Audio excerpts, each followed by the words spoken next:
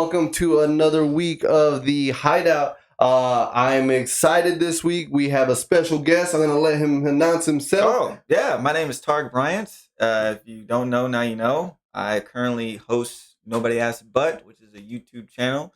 And I'm here with these guys because Talking Marvel, right? Yeah, Talking Marvel. Yes. We connected. DC. We connected. Some DC. Some DC. We're already talking DC, right? You know what I mean? So, alrighty, guys, welcome in. We're going to go into all things, again, Marvel. We're going to start with our usual, but, we segue with the news anyways. Do you see people out there? I mean, can you see them? Like, they cannot. I cannot see. I can see their eyes, but I cannot see their responses till they. You can see who's watching on that one section. No right way. Here. Yeah, it shows you how many watchers. And then the chat's up here, up over there. Hey, say some. Chat. Say hi. Text an emoji if you're listening. That's what we need. Interaction, guys. So again, if you are in the show, we got 2 now. Let's go. So he's asking for interaction, guys. So show some hearts. So this will be his first time seeing live with us. These guys are naturals. Yeah, naturally born to look at a blank screen. Well, at least we're interacting with the blank screen. So we got some there you go. Flames. June's in. I'm excited. Flame on. Let's go. He's gonna touch in. I think he's excited for the Hulk because we said it last week and he got excited. So yes. All right. So we were gonna go in. I guess we want to talk about the first piece of news, and I know we're gonna segue hard on it. Again, which is in the DC realm. Yeah. First piece of news is Aaron Pierre confirmed for the Green Lantern John Stewart. Yes. So this one, why we say confirmed, because we confirmed that Norman Reedus was Null, and then there was some, talk about who was it? Oh my God, hold on. Norman Reedus was talked to be in it? Yeah, he was supposed to be Null. Confirmed. You know who Null is? I have no idea who Null is. Null is the god of the symbiotes. Venom's creators. Oh. But he's supposed to be in the Venom. But Andy Serkis, literally news afterwards, Andy Serkis says, he was the confirmed. And so we're like, Andy Serkis. That's what he said. He think he would take. I would take him. He is an actor. To say that he came from Smeagol all the way up to where he is now as a motion capture artist is phenomenal, dude. He's amazing. I got so mad when they killed him in Black Panther. That was cheap, bro. Yeah. They could have made him a full on villain throughout in the. Don't get me started on Black Panther too. Lower level threat, and Black Panther. Don't get me started. Don't get me started on Black Panther at all. Even though I'm wearing a Black Panther shirt. I was about to say, what shirt is that? Who's the richest? So this is let me get it right now. So in 1968, the Olympics in Mexico City. This is when Timothy, help me out, chat. Timothy, I forget his last name, but they were brothers who put the fist up saying Black Power, and it was significant in the Black Civil Rights Movement because of the time that was going through with all the oppression and everything like that. So I found this artist on Ripped Apparel who made a rendition of it with T'Challa, and I called this that's for years. That's pretty good. Yeah, so pretty cool. Ripped Apparel, I don't know. I was at Kmart. Oh, there you go. I was at Target. I was at Target, and it really enjoyed the picture. Bro, that's deep, bro. It wasn't hammy. Oh, yeah, there you go. I was at the thrift shop. Got this for $1. My uncle had a bunch of comic shirts. Oh, for real? Yeah. Oh, well, that's deep. He was like, here. No, I told you, no, it's all right. You win. As far as I know, he never worked. But I'm like, even if he did, I'm like, this shit. Yeah, it's the dope. Cheap. I'm telling you, it's all about the comic shirts now in the animes, the swag. I thought it was back in the day, bro. I thought it was a play on who was the richest, but you would have to get him out of there because T'Challa is technically the richest with controlling all of vibranium and everything and having the kingdom of Wakanda. I was thinking of that foot race when they were running towards the aliens on Endgame, but Captain won that one. He just barely. Yeah, that was crazy. So that was good in the sense of keeping with the comic lore, as if they're superhuman. Yeah, super soldiers. Endgame. Infinity War. See, I'm getting everything backwards. That's That's Infinity War. War. Okay, never mind. So, but what's it called? But I got it. I wanted you to go into description because you seem to have known his backlore. Kyle Chandler. So he is actually going to be Hal Jordan, right? Oh, so, yeah, dude. I was wondering what filmograph do you have on him? I would see him in like these obscure like monster movies. Like the first time I saw him was in King Kong with Peter Jackson, and he played the actor who Jack Black casted as like the lead. Holy shit! That was him. That was him. And then like he's always been like these obscure roles, but he for some reason I always see him in monster movies because he was in I think he was in King Kong the more recent one. Yeah, King Kong versus Godzilla. Okay. I think he was in that one too as like the dad of Billy Bobby Brown. Mm-hmm. And so I'm just like, holy shoot, this dude, he's made it. If he's in like a DC movie, like or like show, he's no longer whatever, a second to a monster. He's now the man now. Yeah. Now he's gonna go up against the monster. Yeah, he's gonna make the monster in the ring. But he's Hal Jordan, right? Yeah, Hal so Jordan. Who knows? Maybe he might go to, And Parallax. I'm excited again that it's what we were talking about, and I wonder what your concept or your thought on it is. Tell me more. What do you think about it being a series, a Lantern series, as opposed to it being like a standalone movie? It's like tricky. I feel like it's gonna be tricky because, well, I don't know, because HBO has a good rep of having great series. Now, have you seen any of the new DC stuff, like the Titans? Is that what is on HBO? Right, that's what's on HBO. I haven't watched it. I'm not watching. I heard it was pretty good. Yeah, it was like the darker tone and stuff. It was so good, but you don't want to get into it if you're going to get into James Gunn's universe. I'm just like, that's technically not part of what we're doing. I see what you're saying. Yeah, see, okay. And are they even still doing it? I think they finished this. Yeah, I think it was the fourth, fifth season was the end of it. Tried. So. It had this like 90s like not even 90 I'm going to 90s CW feel. Mm-hmm. And then even when he was like I'm not Batman, or like they would try to cuss and stuff I was just like, bro, this is kind of hokey. I mean, the outfits are dope. Like the Nightwing outfit is sick, but like I'm just like, I can't take it seriously. You know what's kind of bad though, because have either of you ever watched a death battle on YouTube? Oh yeah. The rap or no? No, that's epic rap battles. Those ones are good. But death battle is they'll take two characters that are somewhat similar, and they'll have them fight to the death, full powered, like go off. Yes, I think I've seen. They had Nightwing versus somebody else, but it was they're one of their first live action ones. Okay, and the costume, dude, they be going crazy with it, like they even had like behind the scenes stuff where they were talking about how they did it. And they even had like the freaking shock sticks. Yeah. And they had to add the effects afterwards, but those things were really good. Like, and some people's cosplays go. Shout out Comic-Con going on right now, right? Yeah, I was about to say.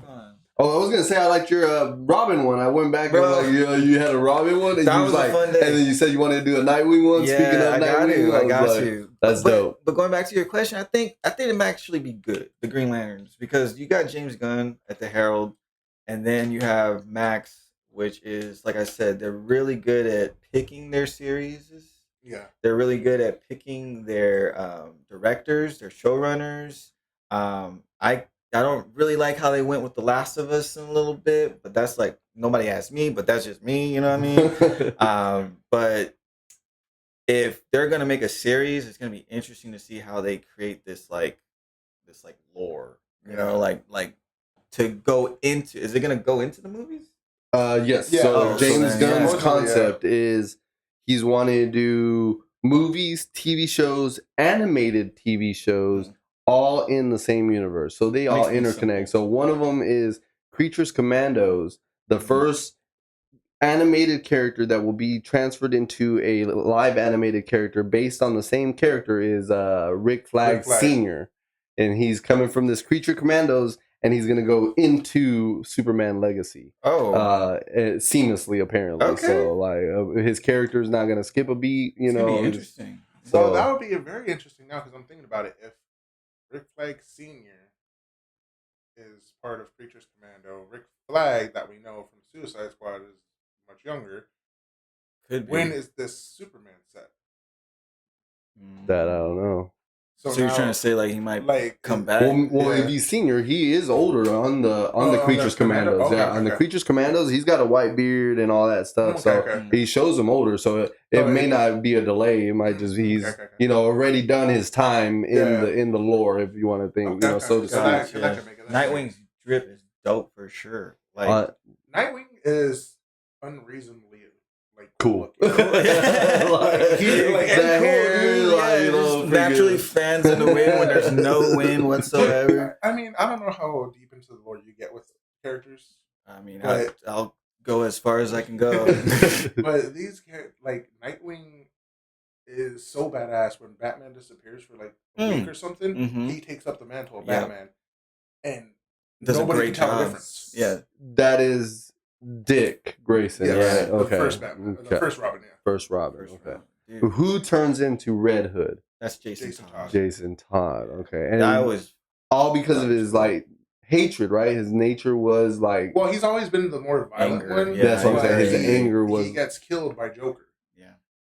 That was so amazing though. That DC did that. DC was like they killed. They gave it up to the people. They're like, do you want him to die? Do you not want him to die? And everybody chose him to die. I think they didn't expect DC to go through with it, but they had Joker take a damn crowbar and just.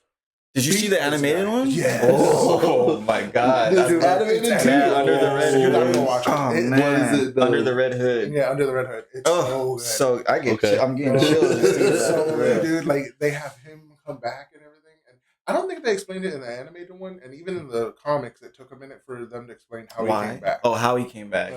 Yeah, they don't. Yeah. They don't really explain it either. I really think James Gunn can bring this universe back, like because he is notorious for bringing, the underlying characters, the underdogs. The underdog characters. Like that's what I'm super stoked about. As far as like, cool. You think, but laid back, like James Gunn, like you said, like he looks like that's homie's talking. That's giving the people what they want. Exactly. Yeah, but I mean, to actually go through with it, because a lot of people do it as like a troll type of thing. They're like, oh yeah, kill them. They won't do it. If they back out, then they're liars and this and that. But DC went hardcore with it, with the way they were. That was back in the time when like people weren't scared to like offend or like I think that was the Silver Age of comics, if I'm not mistaken. Right before it turned into all this, what it is now. Because you have what's called the Golden Age, and that was the more wholesome kind of thing. I think the Silver Age is where it became a little bit more brutal, and then it kind of came into like the modern age. Interesting. Would you say in the comic realm, DC is also still darker than Marvel's tones? Definitely. I've always liked DC comics better. I think you remember saying that. But Marvel, for some reason, can hit these movies. They had a good concept. Like you can tell that they like sat down and really like. But like, what do y'all think about the Green Lantern? That's what I'm excited about. Again, overall, like James Gunn's concept is interesting to me. Again, we said it last week. A little snippet was like, I get why everybody's cupping Snyder's balls. Like I get it. Like it is meant to, I know. Sorry guys. What a visual. He needs to be careful the way he talks, because he almost got canceled. For real? Bro, come on. This is my first time on here. And so like everyone's on this guy, riding it hard. Super excited about this. And like a little bit better than that. But and I get it, because it was a universe that we're not going to get to see finished. Yeah. You know what I mean? And that's what sucks. We always hated that cliffhanger that never got the next season. You know what I mean? And they're shutting James Gunn down prior to even giving his concept a thought. You know what I mean? Like the first one's not even out. Creatures Commandos is December is when it rolls out. You know what I mean? So his concept is great, but it has to work its well through. But what I'm getting at is Lanterns. What I'm excited is to see that core, the value, the interest of all what is the Green Lanterns? Why do we have Hal Jordan? Why do we have John Stewart already? Why do we have Guy Gardner? You know what I mean? So I really feel like, James Gunn's got this like concept, you know what I mean? Yeah. And then I got the legacy cast already written down here, you know what I mean? Like that's stout too, you got Hawk Girl, you got Mr. Terrific, you got what was that? Morpheo or something like that? No, it wasn't Morpho. Is that a villain? No, it was Do you have it written down? No, I didn't get that one. It was another one that it didn't get to. Ed Gathke is Mr. Terrific. We got Lex is gonna be into this already. You know what I mean? So his universe is stout with just 2 films. Like again, the Creatures Commandos show and Superman Legacy. He's ready. He knew what he was going to do. He knew what he was going to do. And that's what I'm proud of. He's talking about it. Like he's not going to put out non-quality work. He says if we have to go do reshoots, we're going to do reshoots. Like so I'm proud that he's going to own up to, like, if it's not up to standard, like he's going to take whatever it takes to get it to that, standard. I believe in that to an extent, because you're going to go do the reshoots until you run out of money and nobody wants to pay anymore. But he's making it good at the beginning that it doesn't get to that point. But the Lanterns actually starts. I got when it started filming. It starts filming in January. Up into July. No. Yeah, I was excited. I thought it was gonna come out this year. You said December for Commandos. I was like, oh dang, the Lantern might be coming out. Lanterns comes out next year? No, I want to say 2026. 2026. Yeah, because if they finish filming in June, July, then post production, etc. I would say early 26, summer 26, one of the two. Well, if they finish ending June, July, depending on how they want to run it, if they could pull off doing post production episode by episode, they could technically push it out by October. I see what you're saying. Like as they're editing, rolling it out. Bust out one episode at a time. Interesting. So. I didn't think about that concept. It's gonna be because it's gonna be episodic. Yeah. Mm-hmm. So that's what I personally like it being a series, because you can delve so much more into it. Yeah, for sure. But now that we're talking about it, having Hal Jordan, Kyle Rayner, not Kyle Rayner. Guy Gardner. And, who's the other one? John Stewart. Stewart. Yeah. Having all 3 of them. Which one is the one who's the artist? Is that Kyle? I think that might be Kyle. Okay. Because Guy Gardner was a military, I believe. Yeah. But having those 3 in there, how we're like, how are we gonna? Why are all 3 of them involved? And having the show called Lanterns and not Green Lanterns makes it, to me, imply that it's gonna show the spectrum. The core, the core. Like all colors, you mean? Well, or like just like focus like all the team. I kind of like where you're going with that. Not to ruin it for anybody, I don't know if you're okay with it, but Guy Gardner is more geared toward anger. He's very hot-headed and everything, so he does become a Red Lantern. Okay. So having him as part of the Lantern trio already leans it to being he goes into a Red Lantern. And then, like you were discussing earlier, how Jordan going into Parallax as the Yellow Lanterns. So it encompasses having different Lantern Corps show into this show. Different seasons. Yes. So, and already we have, if that's the case, you have 7 seasons immediately. Oh my God, dude. Let's go. I'm ready. And you got Nathan Fillion. Where is he, bro? I know he's actually from Guardians of the Galaxy 3, right? He was one of the guards. So he's from Firefly, which is a show from. I haven't watched that. Never watched. So many good things. Y'all need to watch Firefly, man. No. Joss Whedon's. I don't know if it's his first series, but I want to say it is his first TV series. Okay. It's like a space western, and Nathan Fillion plays the lead, Malcolm Reynolds, who is this veteran from this war. But like, dude, this series was beloved. Yo, who's that guy? June. Have you seen Firefly? Serenity. I've heard so many it's so things, great, man. But I heard it got canceled. It got canceled because they showed the episode 2 first instead of the pilot. So people were like, "What is this all about?" And so they lost. How did that happen though? This chick, the producer, I forget her name, made the decision to do that. I talk about it. I forget her name, but she's the one who made that decision and caused the whole series to just tank. And that sucks too, because I'm like, with as good as I've heard it was, for you to lose people just by confusing them on the episode count is so messed up. Well, he came up. I've heard of it. But didn't go well with fans, so it got canceled. I think. Watch it. Didn't go well with fans. I think it's on I've Netflix. heard the opposite. I heard fans fans love it. There was a bunch. They're still selling figurines. They're still selling shirts. Really? Firefly is still. So there's where is it? brown coat.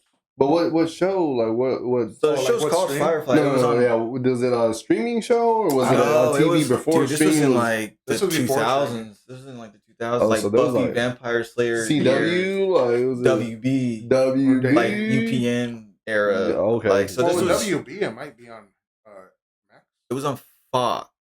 So I believe it was on Fox, and So Fox is notorious for like not keeping a lot of Could be wrong. I don't know. Well, we could always research it. Yeah, fact check, man. Firefly. Okay. All right. So Nathan Fillion. Yeah. I only knew him from. Excuse me. Guardians of the Galaxy. He was one of the guards. He had like a weird. Oh, the suit. Yeah, the weird suit. So yeah, that's all I caught him as. And he had a buzz cut in that movie, which was Guy Gardner's cut. But they're saying he's gonna have the chili bowl cut. Oh. James Gunn is saying he's gonna go with a chili bowl. Maybe he might have it. Different styles, maybe. It's hopefully, gonna be like slanted in one scene, and then the other scene is gonna be on this side. He's like, I couldn't make up which way I wanted today. Exactly. Well, they just floating this way. You guys see my hair? Who was it that had that wig? He was Tyler the Creator. That yellow like chili bowl wig that he for his latest album that he just did. Like, I hope it looks better than that. I think that's all I can think about as far as chili bowl. You know James what I mean? Gunn, he'll probably do a lot better. But James Gunn. Speaking of James Gunn, again, I hope I feel he will do well. He's gonna do really well as far as the content he's gonna bring in the order he's gonna bring it, and then with the passion again. Yeah, I think that's why they gave him that head of that DC. You know what I mean? Because he really wanted people to love comics again. You know what I mean? Like it's just. I mean, he did really well with Guardians. 100%. And then again, given the time frame, what happened, everything, the allegations to coming back to be able to still produce a great movie. Again, after COVID, after the time skip, he was able to integrate his third film and still, finish off that trilogy well. My only thing about that movie is that they didn't have the original outfits. I wish they still had like the individual outfits instead of like the team outfits. Because it's the end. Is that what you mean? Because I wanted to, there was so much like swag in like Star-Lord's outfit, and then to see Drax with a shirt on. I know like pause, but it's just like, bro, like that's not Drax. That got me. I was like, well, what, are his nipples ticklish right now? Was he laughing? There's no continuity. That got me, man. He kind of lost it at that point. But I think he was just kind of like, let's just finish this up. I want to just make it as close as I can to what I want. I'm moving on up now. Let's go. I got some other moves going on.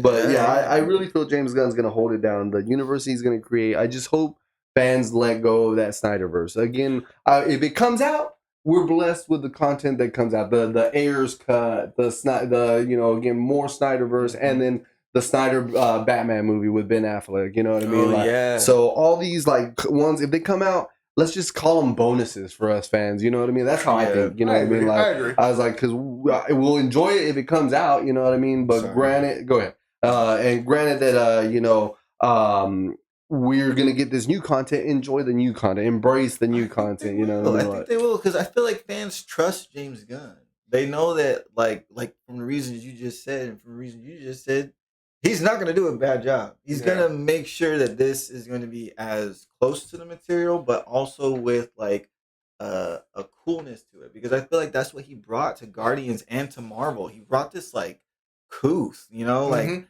with the music, with how it looked, how the characters acted. Oh man, the music soundtrack. Like we've heard these songs before, but like putting them in those, it fits with those visuals, with those the characters, and he blew our minds because we never saw that in Marvel. We always just saw Marvel as just like with Winter Soldier. Anthems, like not songs that were brought to us from a soundtrack. They were just anthems, little noises that we regulated. And they stuck with us. Like I would listen to that mixtape every single day, dude. Like I heard these songs before, but it was just like that mixtape defines like my time in like New York, man, because that's when I first saw it. Like that movie is, I feel like for everyone else is like very important for some reason. Like Guardians of the Galaxy was just this cement of just cultural phenomenon. Bro, yeah, perfect. What do you say? He said Snyder versus Snyder fans are like a cult. They are like again. If anyone want, I got canceled already. For coupling. Things. The coupling thing right now. Just now, the cult's already canceled. Like, don't watch the Hydeout. Hideout podcast canceled. I'm not with him. He's his own show. He's his own show. They're like, I love Snyder. I love Zack Snyder. He's the man. I didn't like him. That Snyder cut movie was amazing. I thought it was great too. It was great. 4 hours was a bit long, but I sat through the whole thing. I stuck with it too. I was like, yo. And then the announcement of the parts was what I liked. The chapters and the stuff. Chapters. Yeah. I was like, so it was a definitive. Hey, we're now in this moment over here. Like, I did there was enjoy no that. confusion. I don't think very many movies do that. No, because it kind of pulls you out of the movie, but at the same time, it is very intriguing to have that kind of like, all right, we're done with that, we're moving on. And I like that transition. It makes it a story. It makes it more epic. You want to know how many times you're gonna get canceled? I don't know, man. We'll see. we haven't even broke 1,000 yet, man. We were ready for 100 yet. For a record. So that's what you need to do, man. Make high goals, high aspirations. Getting canceled 100 times. Getting canceled and coming out victorious, dude. And I'm back. And if you get canceled, that means you were somewhat big. Exactly. I like that concept. What's the saying? Every bad news is good news, or something. Oh, yeah. I get what you do with that quote. Help me out of here. All news is good news. Yes. All news is good news. Okay. That's what I'm saying. This guy. June said it last night. Last time, a mind of an elephant Emmanuel had. Like you can remember everything. I tried. There's times when I'm just like, I cannot pull. Like, it's back there, but I just can't, like, get through all the other stuff that I'm thinking about. It comes to you right when you're about to go to sleep. That's what I hated the most. Like, that makes me pull out my phone to confirm if I remember like 4 hours. Because I refused the whole time not to check it out, and then I went to check it out. Because you're just stubborn with it. You're like, no, I remember it myself, and you're just sitting there trying to think. Forget Google, stuff is going on or whatever. You're just like, right here. There was actually an episode on How I Met Your Mother that brought that up, like how they used to be in the pub and they would argue like, no, this was the best sandwich. No, this whatever. And then they end up like, they're like, and now technology around 2000, whatever, stopped them. They were like, nope, you're lying. I found it right here. Like this and that. And it's like, dude, that is so true. It changes like everything. But I'm like, I don't know how your guys' experience growing up was, but when I was in high school and when I really started getting into manga and comics and everything, I missed that discussion of who was the most powerful, who did this. Oh, this person looks better. No, this person is the best.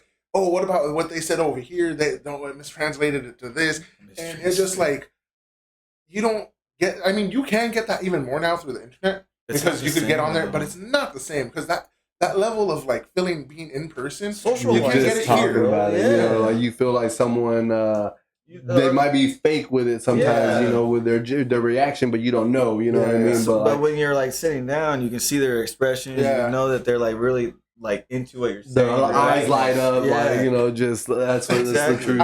I don't know if you remember, but when we were working together, one of the guys made a joke to me about me and you talking. He's like, I wish my wife would look at the way you look at him. And I was like, dude, we're getting excited about what we're talking about. It ain't even like that, but okay. My wife isn't getting excited about my lips, you know what I mean? They're like, and no, this and that. And you need to bring that guy in here. Sounds kind of sad.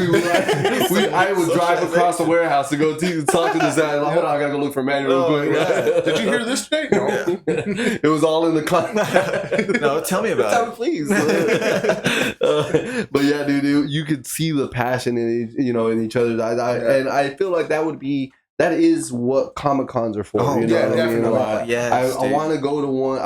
One in my life is at least the San Diego Comic-Con. You never been to one? I've never been to one, man. Not even like a small. Not even. Oh. I want to go to the Collecticon that's gonna happen in December. In I've heard a lot of. That one has been a really high rated one here in Fort Worth. Yeah. Okay. So they have a lot of voice actors come in and stuff like that. I really hope they bring David for Jiraiya. Yeah. Was that? You're here though.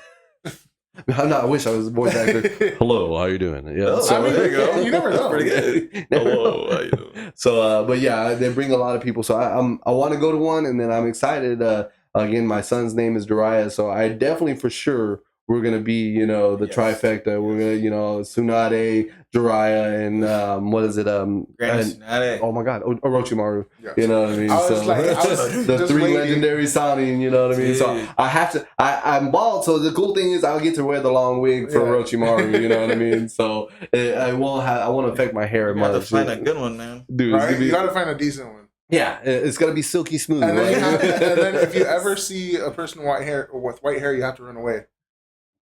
Perfect what? The Silver Fang, Kakashi's father. He's more powerful than all three Sanin together. Yeah. Why you put me on like that? Yeah, you put me on last too. I only know up to like the ninjas. We went into manga. Yeah. So we're still back into the realms over here. So the next piece of news that we actually didn't cover because you were coming, and I'm excited to cover, was World War Hulk. Oh. And you mentioned that you were a Hulk fan. Yeah. So we avoided the news last time. So we got a win that there will be setting up World War Hulk at the end of Brave New World. Oh, wow. So that is the rumor. And then the part that I feel I want to talk to you, because you ready, was it said that it's going to connect to the current multiverse. Right. So I want to know, because you can see this guy already viewing over there, like off to the side. What your thoughts are on it? Like, again, because guys, if you've not tuned in his channel, Nobody Asked But, he's got a great video on the Hulk, and his description of, I believe it was Hulk, just Hulk. Ang Lee's 2003 movie. It was a great movie. So we're gonna go into that one. But again, so speaking of that, like that storyline, how Multiverse is, like, do you think MCU is gonna do justice to this World War Hulk at the moment? I don't think so, man. I really just lost hope in the MCU and its creative style. That I don't think they're gonna, because I can't even see Eric Bana. Not Eric Bana. I'm thinking of the Hulk. I can't even see who plays the Hulk now. Oh, what's his face? Oh my gosh, why can't I think? Oh my goodness. I'm sitting here thinking too. What is his name right now? June, help us out. Who plays the Hulk right now?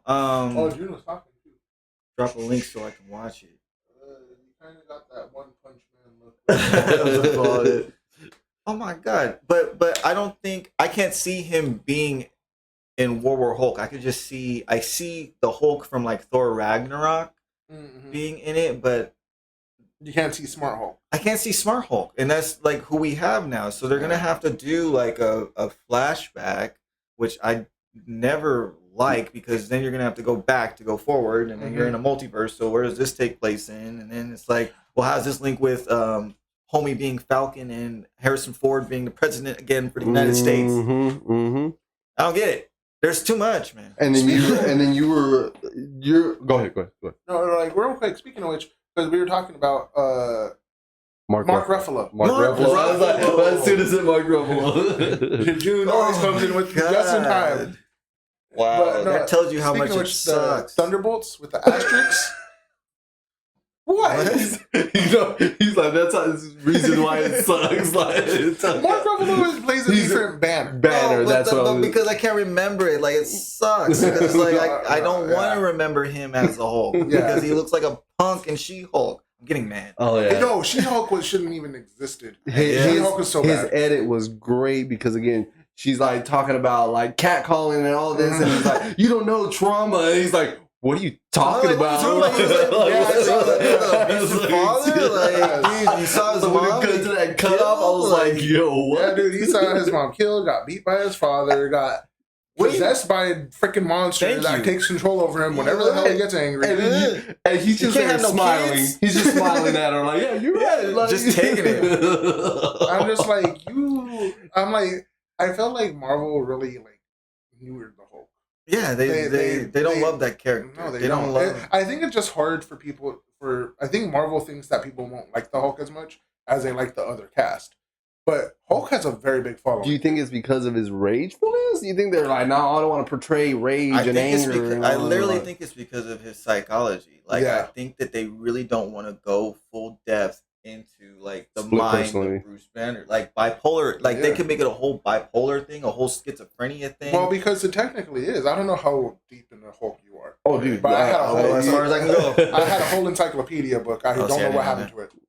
For real? Yeah, for real. I had a Hulk encyclopedia, and it actually went through some of the different Hulks. Oh, that's probably so brilliant. That's freaking legit. Like why they were created and the way that, how they took form during such times, the different abilities. Have you seen the Marvel book of the Marvel Anatomy where they have like I want to get that book. I've never heard that. Yeah, like in one of them they have them like superhero on there. But then they split like Wolverine, so you see inside the adamantium skull, and then they talk about it. Like when I saw like the thing where they hollowed out the thing and they showed his like anatomy and how like the rocks work with his. It's amazing. Yes, it's really cool. But yeah, they're just scared to go down that path because they have this Disney look about them, and if they do a Joker Hulk, then it will be completely different than the image that they're putting out there for the people to watch. And I feel like the people need that. The people need like a Joker Hulk, like in the sense of like off the side, being a lot more serious, a lot more character driven, and we get like Ang Lee's was. It was a lot more character driven and figuring out who Bruce Banner was, less of the Hulk. It's like how he got to become this. Like you said, all the trauma, all the hurt he went. The hurt, man. Like so much, and it gives reason why he's the Hulk. And then the Hulk himself recollecting it in the scene where he picks up his dad and his dad's like touching him, and then he remembers when he was the trauma part. But he didn't kill him though. He dropped him. You know what I mean? Left. But yeah, like the mental struggles that the best beautiful movie. Ang Lee did it great because we were talking about bipolar was that scene that where he's wiping the mirror, and the finger. I love the finger. Right? I was like when he made it right with the size of his hand, like dude, that was legit. Perfect. And then to grab him, you saw the definitive like puny human. You aren't me. Like, you know what I mean? Like, well, because again, I don't know how deep everybody delves into these. You know, there's people on the internet that could go. It, bro. Just go. Let them know, bro. Let them know. The one I want to see, and I know the one that they're most afraid of, is Devil Hulk. Oh well, I mean, it's in the name. They're like, we can only have one Daredevil right now. You know what I mean? We're gonna get that guy. You know, guys, I have an announcement. I really love Satan, and since we're gonna do the Hulk, we might as well bring in Devil Hulk. Might as well. No, but Devil Hulk is even feared by Savage Hulk and Joe Fixit and other ones. Like Joe Fixit was cool. He's cool. But it took several different versions of the Hulk to lock Devil Hulk back up. Like, see, that's something that they mind-wise, like because they did it really quick. I don't remember if it was in an animation or if it was in the comics.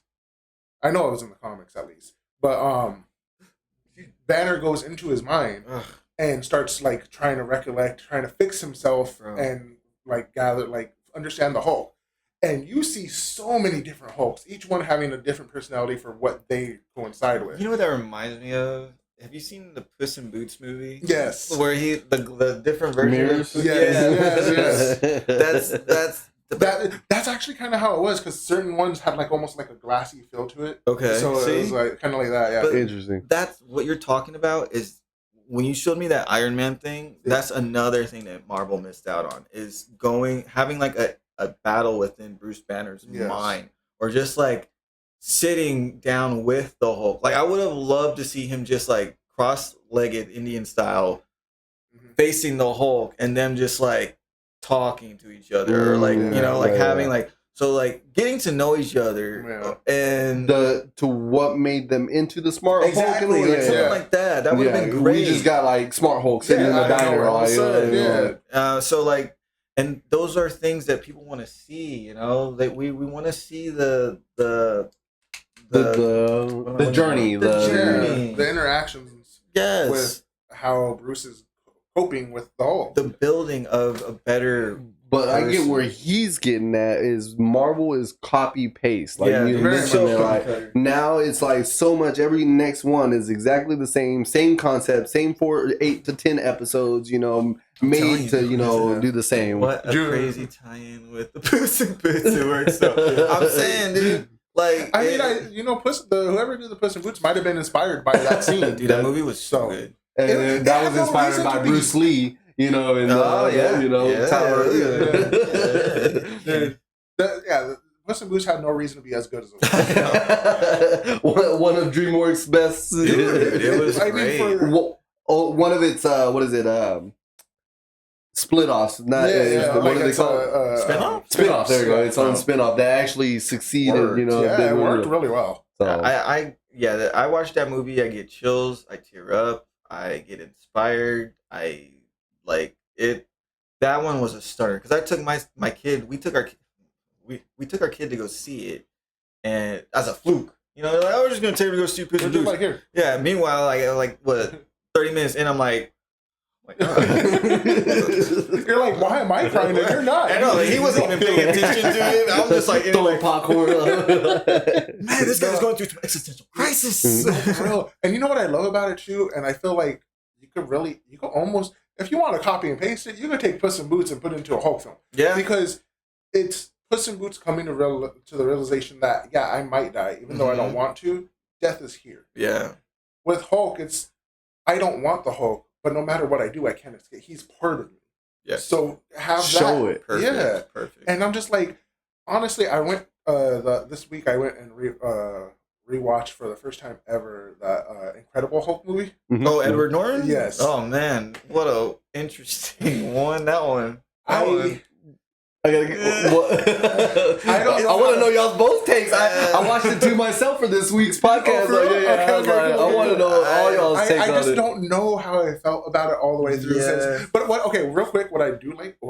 I was gonna say. So this is what they said. So you got Eric Bana's Hulk is the main guy, like the one that we should mimic as far as the Hulk. Yeah. And then what's Edward Norton's Bruce Banner was better than Eric Bana's, and then Mark Ruffalo was thrown to the side in on this image. So okay, if I'm gonna do it, I'll probably put Edward Norton up there for Bruce Banner because he did kind of fit the little.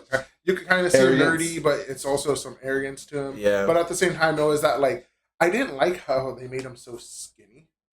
Like he was like almost bones in some scenes compared to like he's a doctor, he's a nerd, he's also in the comics. Is he that way? In the tropics? No, skinny. In the comics, yeah, he's like skinny. He's he's like nerdy. Like he's a typical nerd. Okay, gotcha. He's Frankie, frail. Okay, but like in there, like I understand why they did it because he's not eating, he's on the run. He was doing martial arts too. Yeah. So like he was more like athletic build. He looked like he can handle himself as Bruce Banner. And it wasn't supposed to be that way. No, I mean I think he learned some of it in actual comic. He learned how to handle himself a little bit, so that way he wouldn't have to transform into Hulk as often.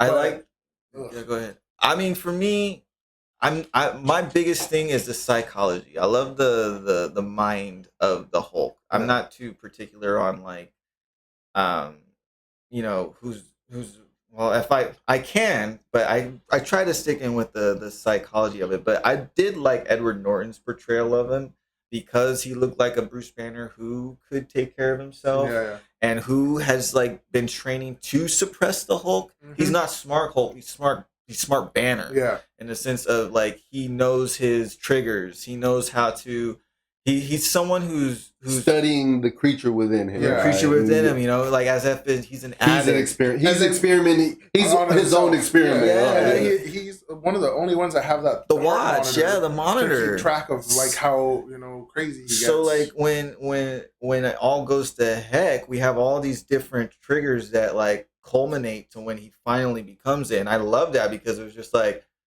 how long had it been since he hadn't changed, and then when he finally does, it's like we see him, and it's like, oh, dude, this is bad. This is actually really bad because this Hulk is not like Ang Lee's. This Hulk looked like he was like he's roided or like just like he looked angry. Yeah. So did you like that portrayal? No, I didn't like it. I thought he was too CGI. Yeah, too CGI. I think I like Ang Lee's Hulk more, not just for like you could see the CGI all day. Yeah, but he didn't look like completely ripped.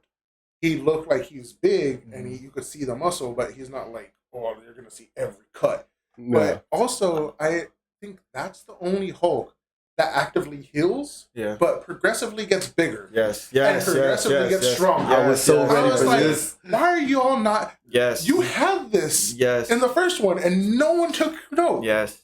And to swear to God, I'm one. I'm sorry, it wasn't until your video and my rewatch this next one when like he pops out of the house after throwing what's his name Talbot.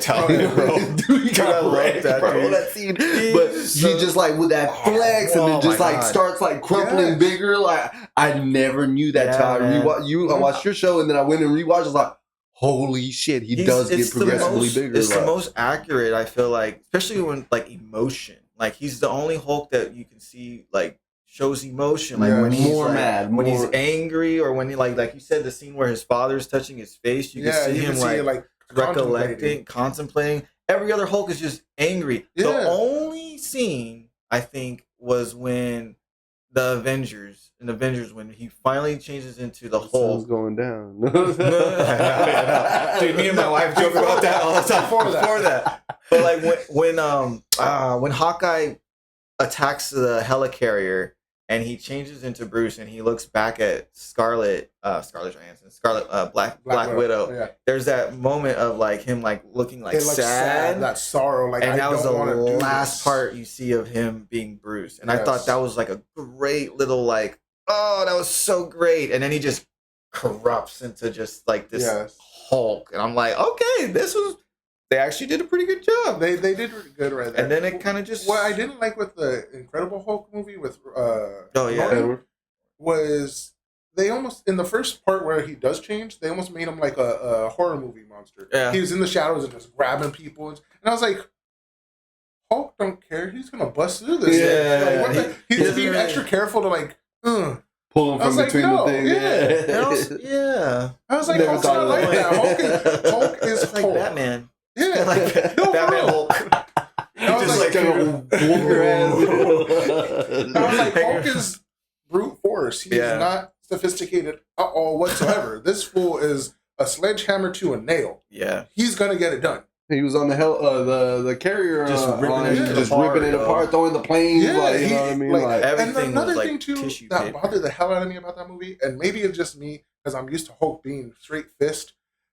He used improvised weapons way too damn much in that movie. Because he used the shield, the tank as a shield, and then he threw him, then the chain, and then he broke the car, and the car scene was awesome. But I was like, why do you keep grabbing stuff, my guy? Like, you're a Hulk. You're self-built tank. Like, the scene, like, and you brought this up where he was beating up the tank and actually, bro. Like, that is what we need.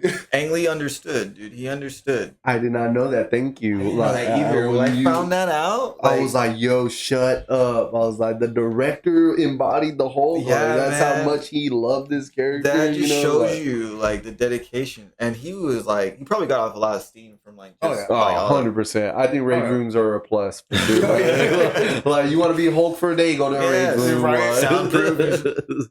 That scene is so subtle but so important for character development. Yeah, dude, and those are the scenes, like those little moments that people like overlook that add so much flavor to like a film, you know. Dude, but again, Marvel's machine thinking that we want that. You know what I mean? Like That's why they're so cookie cutter, like you just said. Like I think if they, this is a rumor. I'll segue off of it in a way.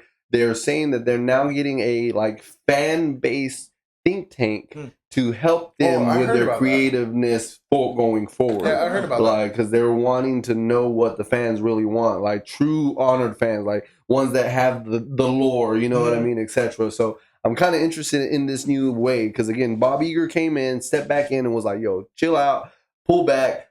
Now we're doing 3 shows, two movies. We're not gonna, oversaturate this market. You know what I mean? So I'm hoping we're gonna get more development. I'm hoping, that we will see, something. What's the next thing from?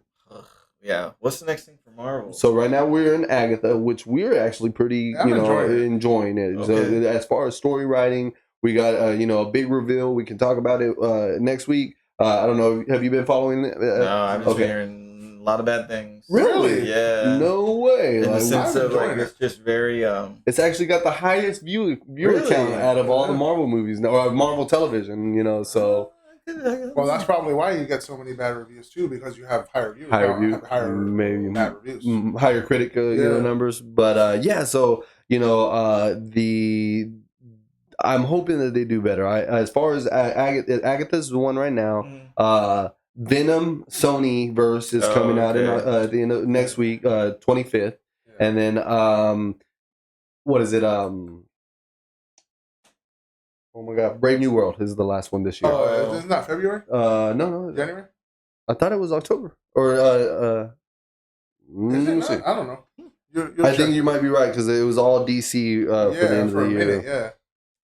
But real quick, while we were talking about the Hulk too, and what I did enjoy, because after watching all the movies again and everything, I do like the fact that they have Hugh Ferrigno in every. Lou Ferrigno, dude, he's. I noticed that too. Even they didn't have him in Avengers, but they did have him voice. I was just thinking that. Oh, as the Hulk. Yeah, because when I think one of the few times Hulk talks and he grabs Loki and starts smashing him, and that puny god was Lou. Dude, Lou's cool, man. And I was like, that's so good. And I love the fact that they have him in the Incredible Hulk, and the other scene is like both scenes he's technically a security guard. Yeah. Gets the pizza, and then what? Does he get pizza? He walks Incredible Hulk. Yeah, in the first one he's walking past in a cop outfit, right? Because that was what he was as a cop. Yeah. And then in the other one he got the pizza, but he was a security guard for the university. And I was like, that's so cool. So it says your friendly neighborhood Spider-Man. It was freshman year. It's supposed to come out in November. Eyes of Wakanda series, a short 6-episode series, will be coming out in December 2024. And then you're right, February 14th is Captain America. Remember we were talking about it being on Valentine's Day. Yeah, I remember now. But yeah, like Lou Ferrigno I just like the fact that they had him in there for so long. It's cool because he was the original portrayal in the TV series. I was just talking to one of my coworkers about that and how they filmed him and they made him look so giant, I'm just kids during that time were just wow, wasn't he short and stout? He was pretty 5, short, dude. 10 or something like that. But on the show, he was massive, and he went against Thor, and I think he battled a grizzly bear once and threw it. Dude, so awesome. We need that in live action. We need the Hulk versus a grizzly bear. And we got him somewhat in angles against those dogs. I think those dogs. That scene was amazing. I love the scene where that set me off. What? When the dog was biting his shoulder and you just see him go, and I just pops that Del, bro.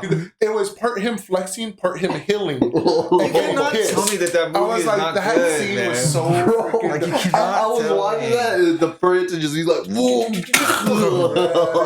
And then you see him buy the house all huge and everything. Yeah. And I was like, thank you for actually making they had scale. He had scale, and it made sense that he was this massive Hulk, every action piece in that movie is just like on point, man. And then I loved it because we talked about it. We almost forgot the word. I remembered at the end. Practical effects. Oh, brother. Like I was watching it. And I was like, yep, everything is practical. Everything is exploding. All these cars are flipping. Mm-hmm. You know, the walls are breaking through. You know what I mean? There was one that I actually wanted to ask you. Maybe you go rewatch it and think. So there was a part where like he slips. Oh yeah, and I feel like they added that because the set probably didn't pull like it was supposed to, maybe. And then they pulled it, and then it showed him rolling out again. I was like, I wonder if the set didn't do what it needed to, and they added like an effect. You know what I mean? Yeah, like, that's a good ass effect though. Because like that slip was perfect. Like, the sound and audio for and he just gets back up and like I think he kicks the thing that like tripped him too. Like he was just angry. He was just angry. You can feel the anger. I don't know. For me, like the other Hulk interpretations, you weren't really feeling that anger, and there's just something about Ang Lee's. It could be like his face. It could be his like the fact that he was mocap like so perfectly. But like I will never forget like when I like me and my mom watched it, and like when he gets out of the tank and he's just like just roaring and like the water effects and everything. Like, my mom was like, he is so pissed, and like, dude, he is pissed. Like, and he grows in that moment too. Like, my thing is like the water effects are so amazing. Like those aren't real water, and it's just like whoosh, like with the effects, and I'm just like, dude, they really went in because like I don't know, like I don't think there's no other. I can't think of any scene in like the other Hulks where he's like interacting with elements in the sense of like fire things moving around him, or or like electricity or anything like that. The only other scene that I could think of is when in the Incredible Hulk when he goes to save. Betty, and does the during the rain, and then the rain fire, is and the fire just looks great. Rain looked kind of bad. That was the rain was kind of, but the fire was sick. The fire was. But my other beef with that scene alone is that if you're able to clap the fire away, it's going to send a shockwave to the helicopter. Yeah, it's going to, and then it's going to fall. Yeah. So you're saying the helicopter just like, was stable, it was stable the whole time. And she was really not in danger. I was like, for me, it bothered me, but you know, that's a really good pilot, right? It's just like, the thing is, he wasn't even flying. It was halfway hanging off the building. Oh damn, that's a good helicopter. Oh yeah, it was even flying. Like she's on the edge and stuff. That's true. That thing would have went whoosh. Hey, he's all about that effect. Like you have to you would catch that like continuity. Like, the forces of that wind are gonna blow that fire. Actually. Well, I mean, hey, who's this guy? Get him out of the car. Get him out of the writing room. You see it with as bad as She-Hulk is. You see it with She-Hulk when he does the freaking clap. It does that shock. Everything moves. Yeah. It's not like, I'm just going to hit you and then stop. No. Has control of his shockwave. Yeah, I'm like, no. That is freaking crazy. But Hulk has... I think Ang Lee's Hulk is probably the best interpretation of the Hulk. I think so, too. But it just, you can't... I think, talking about, I think the biggest problem with every other Hulk after that is Hulk is a little too calculating in every other version. Yeah. This Hulk, like you said, is pure rage, pure anger. He has no... He's new at it. He doesn't know what it is. It's Hulk 100%. You know what I mean? Like, attacks what's antagonizing him. Mm-hmm. But the other Hulks, like, he's like, I'm going to, like... This person's go after this, This is... But like you said, too, he uses tools. I'm just like... You pointed that out, I'm just like, yeah, he's the Hulk. He wouldn't be, like, just, like... grabbing something. That's smart Hulk. Yeah. He's basically smart Hulk. He's going to grab this and use this as a shield instead of like just running at the thing. You know? And then with Mark Ruffalo's, he's over there like, I'm always angry. Like, I have control over this being. That's what the scene that was. That scene was kind of cool. The changing though, I was like, okay, that was awesome. But I don't. But I kind of get it. I take it back. I understand. At least in that one, and then you actually see it in Endgame. Yeah. Like he's like, God, I was so just angry or something like that. Like he was embarrassed of that form of Hulk that he was. Yeah, like, I hate that, dude. Like exactly. He's like, you should be embracing at that time. Exactly. Yeah. But that's like what the people love. They love that rage monster. Yes. But at the same time, he still is a hero. Yeah. You know, and they lose it. They kind of lose it. Yeah, I think they dropped the ball, and then we, segue into this World War Hulk. You know, he's what his face when his son came, Scar. Like, the CGI on that. Like, I mean, I'm telling you, why they do that to him? It's not gonna be good. I lost all hope in Marvel. I'm sorry. I'm scared. I love the fact that everybody, like, a lot of people forget Daredevil can see, but. Because he does the echolocation, but I love that meme where they're like, "Yo, his haircut's so bad, he even made a blind man go." Ooh. But I was like, dude, like, I'm not too familiar with World War Hulk, other than he has a son and like his family. He's banished from Mr. Fantastic, right? Banishes him. The whole Illuminati. And so when he gets there, don't they destroy the planet too? See, that's the thing that bothers me is that they're replayed it. They're gonna do World War Hulk before they do Planet Hulk. Planet Hulk is supposed to be before World War Hulk, and Planet Hulk is what you're saying. They ship him out. Hulk gets pissed, actually diverts the ship out, and that's where he lands on Sakaar, and then he finds out the things that live there aren't puny anymore. These things can actually hurt him. So him and Banner kind of have a meeting in their mind, which would be beneficial for them. Right. You're gonna be Hulk, and I'll help you with like base stuff. We're not gonna be smart Hulk. We're gonna be semi-basic Hulk. And he's just tearing stuff up. He fights through the gladiator stuff, becomes the king. One of his people, his gladiator friends, which I was pissed off with in Thor. Mm-hmm. They kill him off. The third one, the little guy with the knives. That fool is supposed to be the one that triggers Hulk because he goes back, finds the ship that Hulk came in, triggers it to explode, and convinces Hulk that they were going to try to kill him and the whole planet anyways. So now Hulk's pissed because his wife dies in this whole thing. And now Hulk is like, well, now we got a battle. You destroyed. You came to where you banished me, and you came and pissed me. Oh, yeah, some balls. Yeah, he's like, you came, and I wasn't. I was here. You bothered me.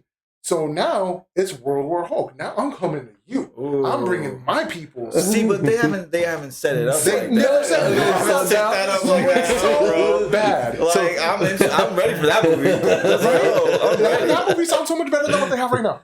But dude, like what? The World Give War us a Hulk trilogy already. Dude, that one scene, and I talked to him about it so many times, and it bothers me the fact that they retconned it. But they retconned everything. They do. But what part? The scene in World War Hulk, when he's coming, he has to first get into Earth's orbit. But he passes the moon, which is the Inhumans base. Oh, so they let homie, what's his name? Black Bolt. Yeah. And Black Bolt comes over there and he grabs him. He's like, so why did you guys, like, Hulk is like trying to confront him. He's like, why'd y'all banish me? Do this. And Hulk picks him up and he's freaking Black Bolt whispers, like, put me down. And it breaks every bone in Hulk's body. But Hulk's healing factor just, and he gets even bigger, grabs him by the throat, brings him freaking face to face. It's like, I didn't come to hear you whisper. I came to hear you scream. And it cuts away. But that scene alone, I was like, if I have ever seen a menace, that is it. Bro, I didn't come here to hear you whisper. I came here to hear you scream. Dude, he shows me that. He told me that. Oh, that's such a cold ass line, dude. And then like after that, he holds up Black Bolt's like beaten body in the hologram form, right? For the world to see. And he's like, "This is one of your people that messed with me. Deliver them to me, and we'll be done. You got so much time. If not, I'm bringing my people down."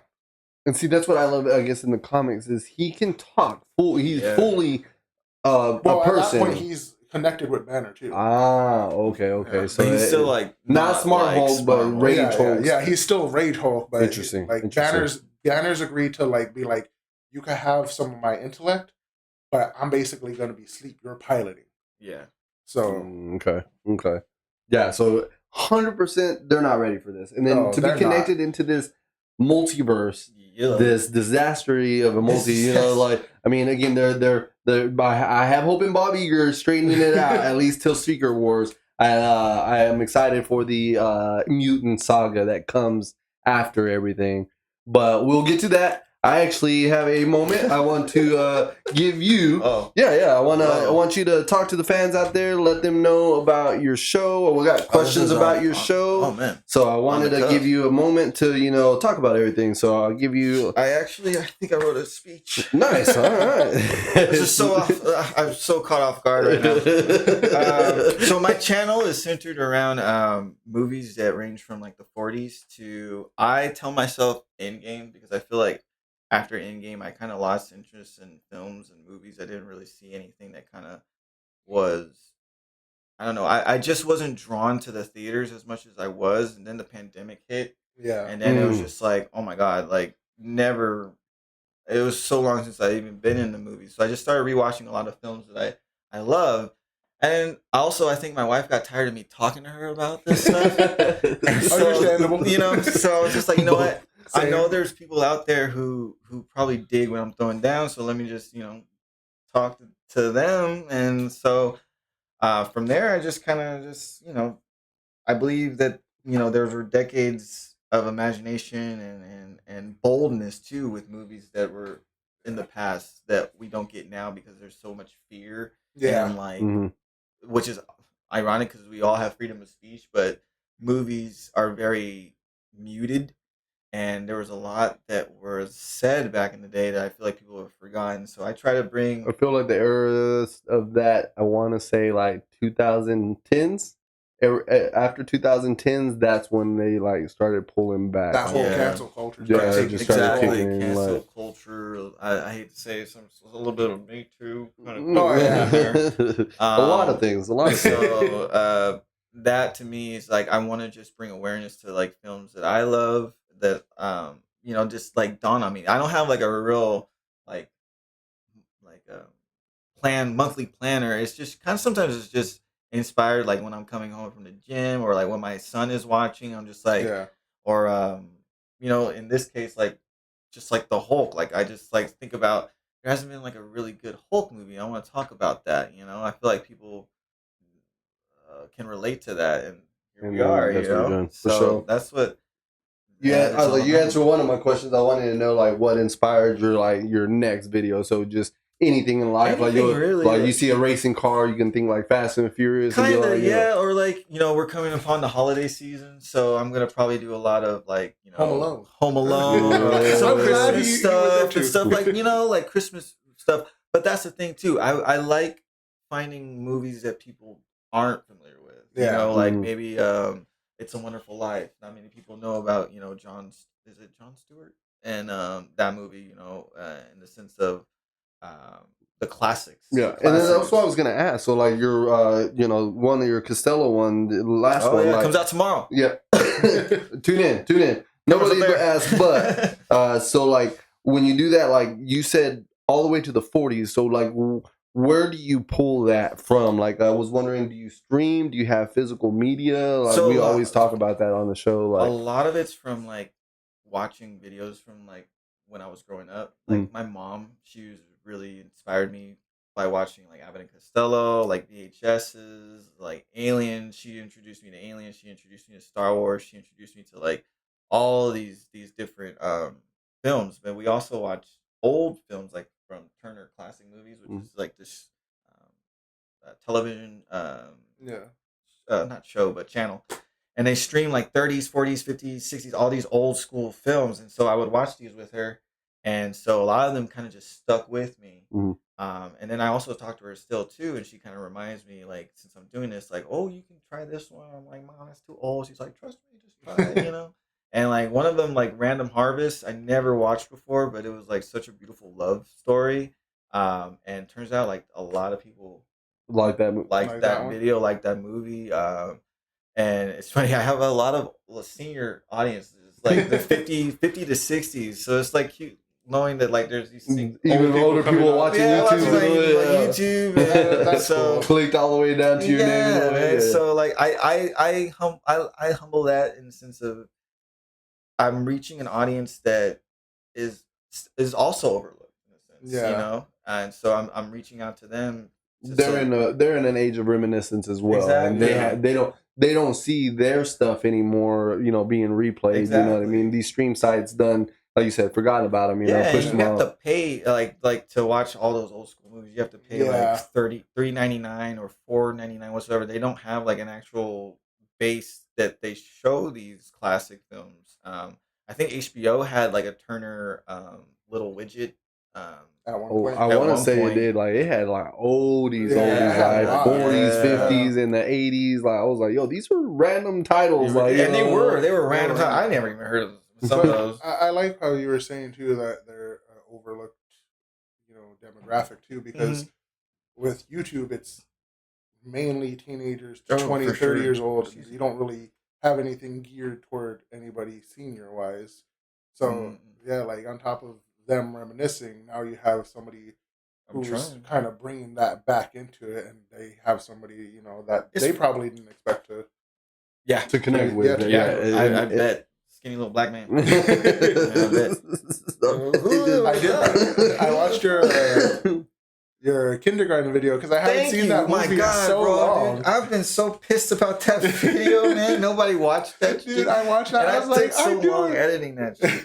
I was like, I remember that damn movie with Arnold. So good. It was like, I was like, I haven't seen it in I don't know how long, dude. I didn't even think about that movie, you know, like till I saw you. You know what the thing that pissed me off most about that is that I had to pay $5 to rent that movie. Oh. And like. My mom said you should go to the library and do it. I was like, that's such a great idea. He pitches the library all the time. Dude, it's such a great idea, but I didn't do it. So I ended up paying $5. And like there's so many parts in that video where I like was talking about it. I had to edit it out because I just kept like bringing it up. Like, dude, I had to pay $5 for this. And I would just be quiet and be like, this shit was $4.99. I can't believe it. Sorry, guys. I just keep talking about it. But it was just like, I only watched it once and I paid $5. Yeah. Like, I always, like, I tell him all the time, I'm like, go to the library. It's the best place because they have older movies. They have some newer movies. Mm-hmm. They now include comics, mangas. They just have a bunch of stuff you could, you know, just spend some time in there reading if you want. Just and I didn't know that at all. And now that I take my son to these, like, play hours that they have there, I'm seeing it. Like I saw the whole like film area. It had like some DVDs, had some VHSs there. I was like, what is going on here? I was like, this is like they even do video games now too. Oh wow! No way.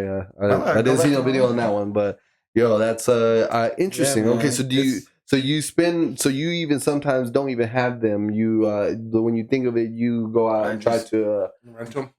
Because that's what I was, like I said, I told you I couldn't find the Ang Lee version. I saw The Incredible. I went and like watched a little bit of in game to remember stuff, and then I was like, where is this Ang Lee's? And I put it in Google. I was like, stars, and then Freebie and Tubi, and I was like, Tubi. Well, I was like, all right, let me see. Let me go to Stars, and I was like, 7-day subscription. Should I get it? And I was like, but I got lucky. I had somebody that let me borrow their Stars, watched it. But yeah, it's that's another thing too. Is like all these movies that I find, like you can't find them. Like they're so hidden, and that's a good and a bad thing, you know, because you're bringing it to light, and that's what I love about your show. Like these movies are like these like back in the brain concepts, but with your insight on them, and then rebring. Like I would have not went to go watch Ang Lee's Hulk again. You know what I mean? Like it wouldn't have crossed my mind, but you put it in my forefront to be like, yo, that was actually a good movie. Let me go check it out. It was great. And then I told you about Sorcerer's Stone. I watched your Sorcerer's Stone and your Chamber of Secrets video. I went in. He was talking about cookies in his video, and then I was like, you know what? I want to do Rice Krispies. I was like, no cookies. So he inspired me to even go out there. And I enjoy that about your channel. I appreciate it, man. I really appreciate it. So I think we're bringing movies to the forefront, and that's what I enjoy because y'all bringing the news, man. Because I don't know too many sources that have. Oh, is this someone new? Oh, that's someone new. I love this show. It's the perfect evolution of beard growth. I got the goatee, the beard. I love it. Different concepts, different views. We should have like see no evil thing, right? See no evil. I love it. Yes. Bald, has hair, all the way. We're different. I love versions of it. ourselves. But let's see. So one question. So how did you come up with the name of your show? I mean, that is a good question. I think I just always said it. And it was just good evening from Norway. Yo, what's up? Norway. No way. Heck yeah. No way, Norway. Tune in. Thank you. I'm glad you're tuning in. That's a first. Awesome. Yeah, I think it just made sense because I always said that to my wife. Like, nobody asked me, but you know, nobody asked. I don't know, and it's something everyone says. Yeah. And now, like, it's funny because now my parents say it in like conversations. They're just like, nobody asked me, but you shouldn't, eat that because it fell off the ground. I love it. I love it. What is the intro? Does it say bald boy? So it says that was a question of mine too. I was like, it sounds familiar. I just can't place what it's on. I don't know if I should say. No, keep it a secret. But it says nobody asked you, bull boy. Bull boy. So okay. It's I literally typed in nobody asked but to see if I can find like some kind of like soundbite, and I found that, and I don't know if I would get like if I like say where it's from. But it worked, and now it's just the thing though that I gravitated to first was Mr. Bean for some reason. Okay. Like I just connected with him for like, I don't know why, but he just seems like the perfect dude. I feel like would be my critic. Like I would love to get a movie critic for Mr. Bean. Okay. And he just stuck with me because he's hilarious. He's an alien, so he's as obscure as my stuff is. Isn't they labeled him our day? What was the mime guy from back in the day with the top hat and the mustache? Oh lordy. Shoot. I know who you're talking about. I got Robert Downey Jr. played him. Yep, Robert Downey did play him. Yep, Chaplin. Yep. So like they say he was our day Chaplin, because he didn't speak in a lot of his movies, right? As character of Mr. Bean, but when he played other characters, phenomenal actor. You know what I mean? He's funny. He's he even did like what was it the opening to one of the Olympics? Oh, for where he's like, like he's there as Mr. Bean, and he's like playing the piano part. It's the Golden Chariot, but he's playing that part. He's like, he's watching all the other band like play their instrument, and then the guy's like got to try. He's like does something. He's playing like the actual piano part, and he's like. This guy, like, I'm doing the hard part, right? You know what I mean? That so, face, dude. yep. That face. Like, so, whatever. Mr. Bean, I remember them saying, like, he was like our modern day, Chaplin or whatever, So interesting. That's how you came up with everything, dude. Nobody asked, but it's true. When you're wanting to insert your opinion or like your movies, just inserting that one movie that you thought of. Weird. Nobody asked you, but Abbott and Costello, come check it out on Sunday. You know what I mean? Like, I love it. I freaking love it. Thanks, so let me see. I got some other ones. I did watch more of the Marvel centric ones. Yeah, I should make a folder. So actually, those come in handy. The playlists come in handy because when people want to like just look up what you think about Marvels or what you think about, like you can even break it up into timelines, like movies from the 40s, 50s, 60s, and stuff. So that way you have a folder for all. It'll be easier because they're all over the place. Yeah. So I feel like I need to. We're all learning. We're all learning this realm of YouTube and media. So yeah, Twitch, like Norway, you still out there? I hope so. Norway, I hope so. Is it nighttime over there? Is it evening? Yeah. Oh. I love Marvel for how they include a minority group like white folks, but we need more Latinos and people of color. I feel like they did their best. I think the best interpretation of it probably is Black Panther. Yeah. And then Miss Marvel coming in. Marvel, but also Shang-Chi. Shang-Chi was good too.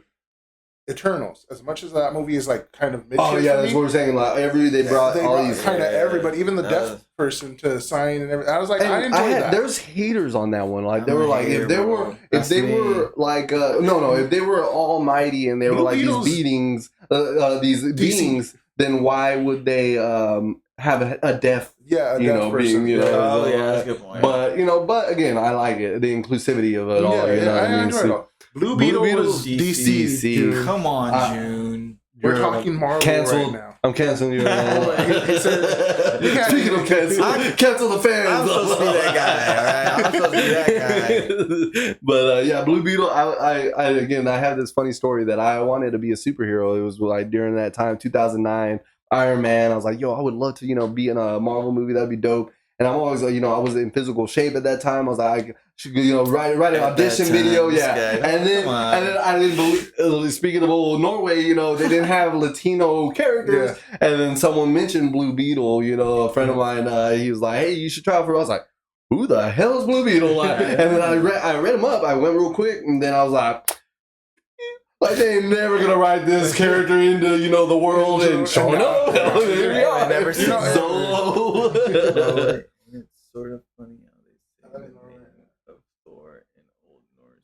It is Thor. Thor. Oh, is it pronounced Tor? In old Thor in Norse. Thor in Norse is pronounced Tor. Oh, I get it. Oh, interesting. So it's Americans. Americanized. Honestly, I do like. I don't know if either you. You have a PlayStation, but I don't know if you played God of War. Have you ever played it? God of War. Okay. Wait, which one? Played Ragnarok? No, I haven't played Ragnarok yet. Okay, I beat that game in like a month. Damn. It's so good. It's so good. So but good. I do love the fact that portrayal kind of fits better toward the actual Norse mythology, and the end game Thor kind of goes along with it. With the bigger, heavier Thor, he's supposed to be a drunkard. He's supposed to be angry. He's supposed to be that type of person. So the Ragnarok Thor is actually, and he even has the red hair in the game and everything like he's supposed to. And the hammer he has, he has to wear gloves because the hammer is made imperfect. It's not supposed to be the most powerful hammer. I mean, it's supposed to be the powerful, but it's not supposed to. They messed up the creation of it because Loki was messing up the dwarves that were making it. So the hammer's handle is supposed to be slightly smaller. So when it comes back to him, it's supposed to hit his hand a little slightly harder. That's what the gloves are there to kind of act as a pressure. And in the MCU, it's not that not that way. Copyrights, huh? Yeah.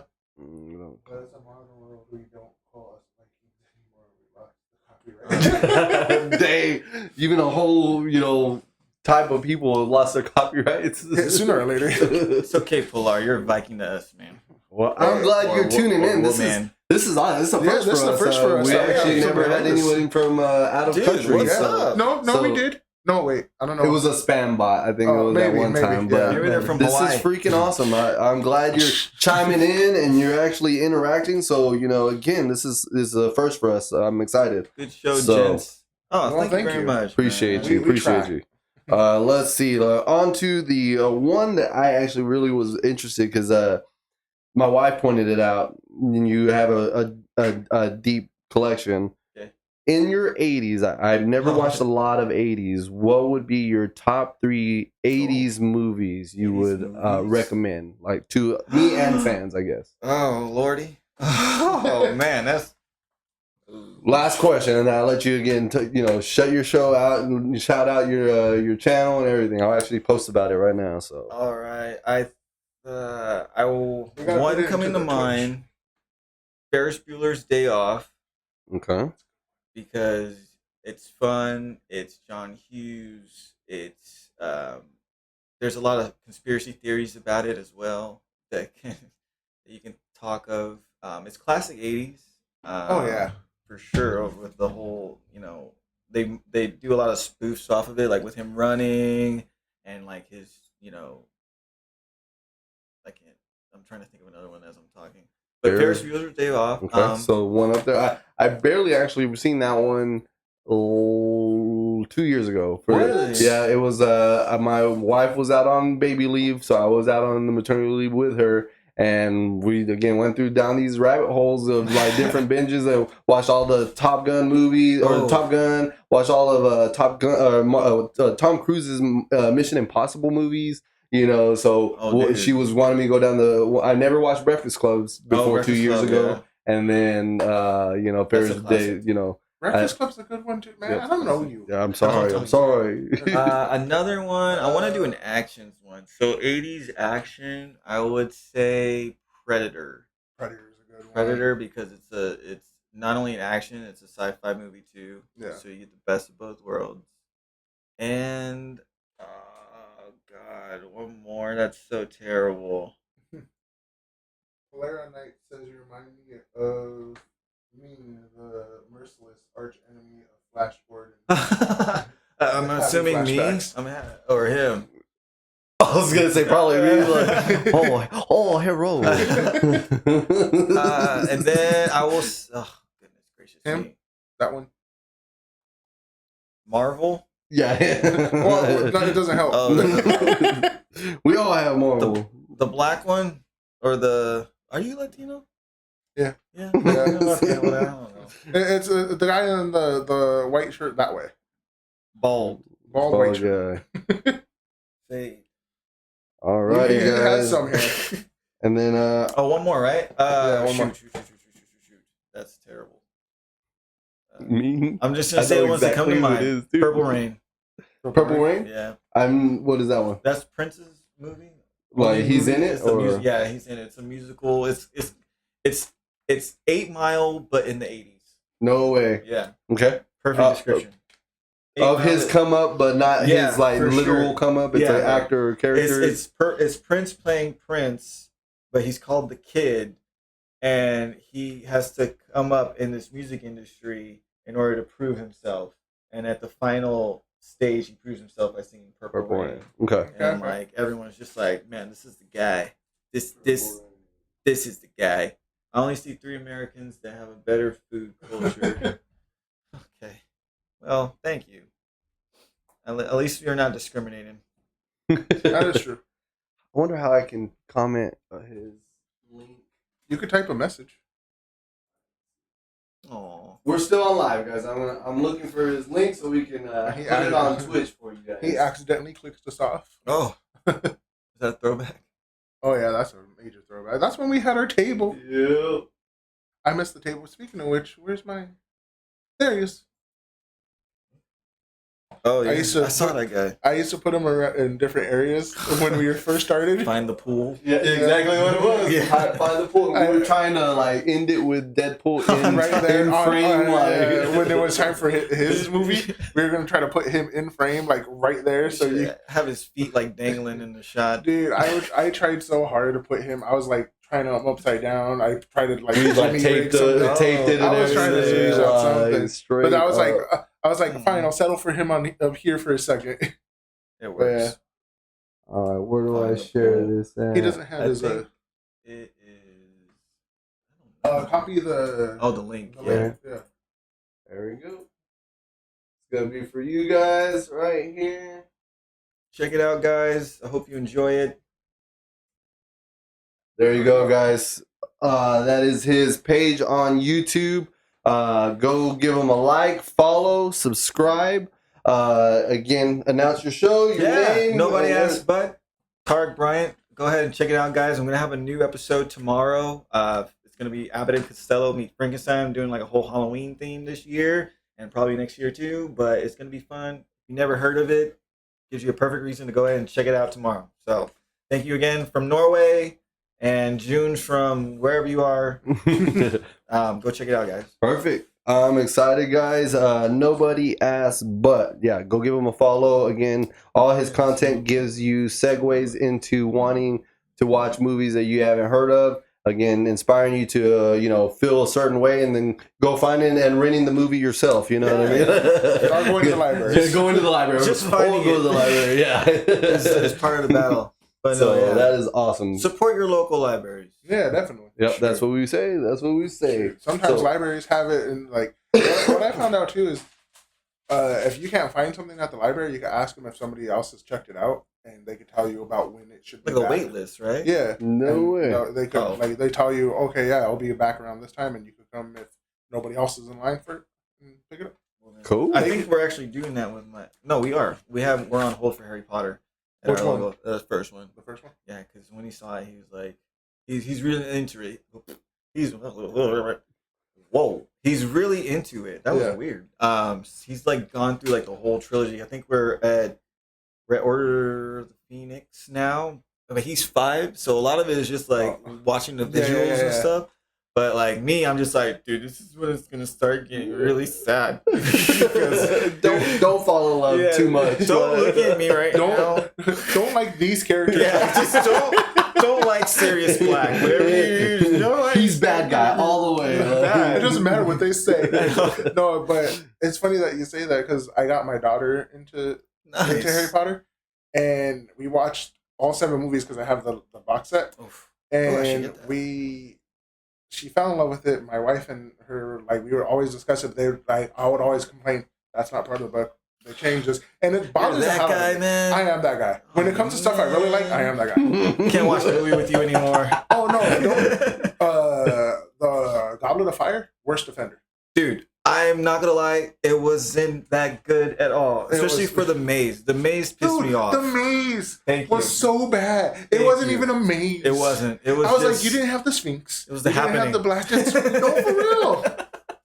And I didn't even like that movie. Dude, that's so funny. I just talked to my wife about it. I was like telling her about the Sphinx. She's like, what's a Sphinx? And so I explained it to her.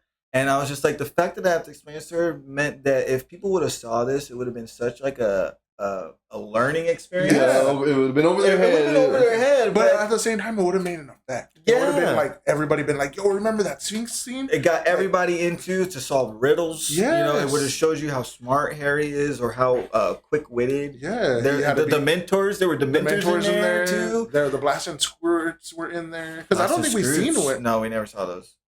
Didn't they start them in the beginning of the movie? So it was just a scene with Cedric Diggory on Goblet of Fire, the movie, and that was basically it. That's what they capitalized on. It wasn't nothing else. Like the movie was just it wasn't that great. It was like they kind of just rushed it, and they're like, we don't have time or the budget for this because we blew the budget on the dragon. Yeah, I think that was a lot of that money. Yeah. Dragon looked cool. The dragon was cool, but the maze was the capstone. It's done. That's where they bring in who. And I'm just like, for them to do it the way they did it, was like, you cannot shut me up in that movie. Like he said, it was a cap, so it would have been a great visual of showing how far Harry has come, showing him how also how all the other. They didn't really give the other contestants good play. I feel like they really didn't. They made Fleur very like I'm a girl. When but they did that to both of the schools, which is what I don't like because in the movie they made Durmstrang just overall Hungarian. Like, there was never once in the book saying it was a pure boys' school. Never once saying that it was pure all dark like muscular people. No, and with I forget the other school. Bobaton's Academy. Bobaton's Academy. Yes. Mm-hmm. With that school, it was never once stated that it was all females. I thought it was. No. It was never once stated it was all females. They had more females, but there was a couple guys in there that have the same allure. Oh. And they were very like flamboyant and very like interesting. You know, but with that too, they weren't like, oh look, I'm pretty. Ooh, they weren't any of that in the book. Added those scenes for no purpose. They added those scenes for no purpose, and they changed the book, the schools entirely because you stripped them of whatever they were and made them. You're a guy school, tough and brooding. You're a girl school, flowery and pretty. That's all you are. It makes me want to reread it. Yeah, it definitely makes me want to reread it. I was saying I got them so into the movies. I bought the box set of books, and my daughter almost read through all of them. Man, you're gonna make me go home and go on Amazon. I'm not supposed to go on Amazon. I'm banned, but I'm gonna get some box sets. Dude, the box sets. I don't know what these are. What is this? That is a guy that has my same name on our still. I bought them one at a time. What are you talking about? I bought the additional holder that comes with it. Well, it just so happens they cohesively make a picture. Don't touch. No, dude, like even my wife started getting on it. I think she's on Order of the Phoenix right now. But in the reading? In the reading, okay. But we were with the Order of the Phoenix at like I always felt like it was like kind of the hardest read for me. Okay. But it also is like for them too. Like even my daughter and my wife kind of lost interest a bit. But when the author even says that that's her weakest point in the books, it's like it's understandable why so many other people have this feeling toward it. Order of the Phoenix was good, but Half-Blood Prince was like slam dunk though. I loved Half-Blood Prince. That whole twist was dude, that twist was good. But I mean, I told him right before the show, I stopped right at Goblet of Fire, and then like right when that finished, like it took I think a year, if not 2 years, for that next one to come out. And at that point in time, I was done reading. Girls were my life. You know, I was chasing, girlfriends, and we were wanting to go to the movies. Like, forget magic. I'm gonna find some real life. Trying to find some real life magic. So I like dropped off of reading at that time in life. I think it was like 7th grade, 8th grade. Oh, I was reading. That's slowly when. That 7th, 8th grade. That's when I started going to comics because my English teacher wanted us to do a book that we never read, and he had like a bunch of like small little books and then comics, and he's like, you can choose whatever. It is reading. Yeah. And he's like, you guys gotta turn it in at the end of the day, and that's when I got introduced to the I think it was Ultimate Spider-Man with his black suit. The first time you ever see the symbiote suit. And dude, that immediately drew me into comics outside of like Hulk and like Wolverine, and the X-Men. You already had it in that. I was like, yep, we're in. That's it. And then a little later, that's when manga came involved in my life too. So it's like a gateway drug. Yeah, it really was. Man, as soon as I saw that black symbiote pages that I turn like I'll finish this one. You got more. Because that's I don't know, like that Ultimate book, because he did have the black suit and it would make the webs for him immediately without like him needing the cartridge and everything.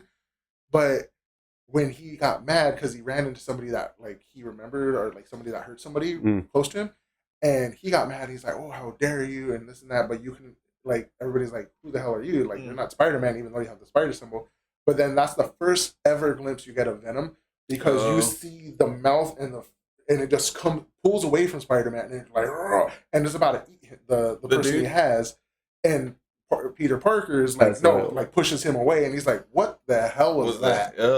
Like, I was like, I've never seen that before. Oh, dude, that scene was so... comic? Yes. And that's what, speaking of comics, that's actually one interpretation of why I liked Ang Lee's. It wasn't until this last time around that he was doing comic books, bro. Like, and even like 1 year later, like had it in comic book. A lot of people didn't like that. I love that. It was really the slide in for the cutaways, like, you know what I mean? Like, so it brought the comic to it was a live action comic. That was actually really cool. Even the helicopter scene when they like took him asleep after, and it was like this scene, and then they pieced them together, you know what I mean? Like, Ang Lee did his thing, yo. Like, that was a good one. Like, 100% brought comics live action, literally, you know what I mean? So, need a water beater? Oh, yeah, actually.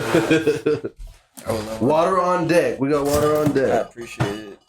But, awesome. We talked about your show. We talked about we got the news out of the way. Now let's just have fun rambling. Speaking of the multiverse, let's interpret your Doctor Dooms and y'all's thought concepts of what we're gonna get here. I find before I'm gonna interject before you talk, because I find we are on the same wavelength when I watched your video. Yeah. And I was like, finally, somebody else gets it. Because me and him, sometimes we connect, but for the most part, me and him, there's a wall. There's always a disconnect. Like I said, face value, interpretation. Okay, like, right. You see the top of the iceberg, he goes beneath. He's like, we're in trouble. I'm like, yeah, it's like when I saw that, and I was like, okay, he understands. We need somebody new. We need someone new, man. Like, even if it was the original Doctor Doom from like the Fantastic Four, I would have been cool with that. I would have been so cool that he did a pretty good Doom. He was good, and it would have been a good nostalgia. And I feel like he's not doing anything right now. So like bringing him back, crazy off the top of my head though. But thinking if it was him, that would even bring more credence to the multiverse type of feel to it. Yeah. So. Yeah, that would have been awesome. That would have been perfect. But thinking about it after, hearing you, I'm like, what if they're just screwing with us? us, and it's a bait and switch. I really think they are. I am mad that they did Robert Downey. But I feel like they have us as fans at the helm, like where they're gonna say anything they could say, and it's not the truth. Like just like the fake trailers that they put out. They gave us Robert Downey Jr. to make us believe that he's gonna be, and he's saying it. He's saying that he's got contract movies, yada yada yada, so on and so forth. But I really feel Walmart's gonna do like the whole Walmart, Jesus Christ, Marvel, same incorporation. They're gonna just like pull that thing and just like the curtain and just like psych, like we've been saying, man, they're not that creative. And I think that's something that is like would take a creative person to be like, yo, what if we do this and fake them out with Robert Downey? I don't see anyone in their creative team like that. Unless the rumor of that fan think tank is real. If we have a fan think tank, again, because there's a lot of people saying, get paid for it? Because I would definitely right. Like, what do you do? Got to apply, but you know what I mean. Like, why not? No. We need people like it's us. A poll. It is a poll. Oh, it's a poll. Yeah, what do you think? Should Dr. Doom be A? Robert Downey should be like? Okay, I see what you're saying. They don't actually like sit at a round table and discuss. You think? Honestly, a round table would be really awesome to sit at, though. Again, they probably sit at a square table. I'm so done with Disney. I'm so sorry. You said they're as basic as can be. Yeah, man. They make me mad with just like their. So you haven't watched any of the Loki? I haven't watched anything. You haven't watched any Multiverse? Nothing. Oh, okay, so once it branched, boycotted. No way. Yeah, I watched the first season of Loki, and then like up to the point where she kills Kang. Yeah. And creates the multiverse. Yeah. And I was like, okay, that's pretty cool. But then you see No Way Home, and it's like, okay, so there's another multiverse. Okay, that's kind of cool. And so now we get like WandaVision, and then it's like, okay, so is she part of the multiverse? I just started getting confused, man. Yeah. It started getting so convoluted. Yes. To the point where I'm just like, somebody isn't. Yeah, they're just throwing stuff out there. There's no like, what happened to White Vision? That's a major thing everybody brings up too, and I think they're giving Vision his own thing. Right? Why Vision Quest? Why Vision Quest? Like, why wasn't Wanda like the main, the ending definitive end for Vision? Yeah, why was Doctor Strange put in the back burner of his own sequel? I feel like it was more. Someone said that Multiverse of Madness, his mom. So it's all about Wanda. You said that? No, me and him had discussed it. No, but like it wasn't a Doctor Strange movie. Like I wanted to see Doctor Strange going upstairs and like doing some like battling some interdimensional like voodoo. The trailers hooked you to think that it was gonna be like it was gonna be like that. They were in the multiverse. She was chasing monsters. Yes, dude. Like I thought we were gonna get like this type of chase through the multiverse, but we did, but it was more like a snippet. Like you went through like 12 dimensions or something like that as they were tumbling, you know what I mean? And that was it, you know what I mean? It was all exposition. There was no like character building. We didn't get to know Strange anymore. Like I feel like I'm going Marvel it was still about his love life with what's her name? Dude, we don't care about that anymore. Did you ever watch the What If series? Yeah, I did. Okay. I watched the first season of What If. Okay, with that Strange. I thought that Strange was going to be in Multiverse of Madness. That was perfect. I thought he was going to be in Multiverse of Madness and have that Strange versus the current Strange. Yeah. And I thought that would have been extremely awesome. Yeah. But then they stepped away from that, and I was like, y'all had Strange Supreme opportunity to battle Doctor Strange, and y'all didn't go through with it. And it was so bad. Yeah, there's so many missed opportunities, and it just keeps me further and further back away from it. So I feel the same way. I mean, like we were saying on our show, like there's so many movies that you have to watch to re-get yourself ready for the next one to come. Like, you know what I mean? You have to watch so many shows in order to just like get ready.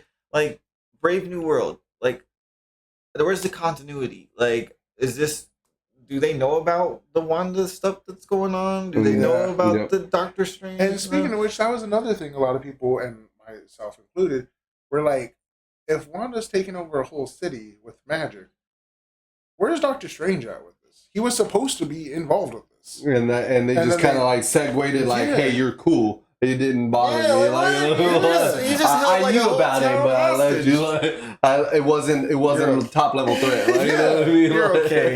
You're just looking for children. You're good. Yeah, you're fine. You're. What's her name? What Olsen is she? Elizabeth. You're Elizabeth Olsen. You want to? So yeah, like they have so much now to like tie into, and then they don't unanswered questions. So one of them is Tiamat, which is an Eternal that is coming out of the ground. Dude, so it's not going to be answered till just now in this Brave New World. So we went through, let's see, Eternals. That's so 2 years. Shang-Chi. We went through a lot of movies, nonetheless. Like without it ever, Miss Marvel. Let's see what else. The Marvels. It was on Eternals. No. She-Hulk. They had they did the thing in the water. It was a little tidbit. Oh, the rollerboard. I think it said something. It acknowledged it, but it wasn't a big acknowledgement. So it was in She-Hulk, but technically it didn't get involved with anything else. And then so we're barely about to find out. And then the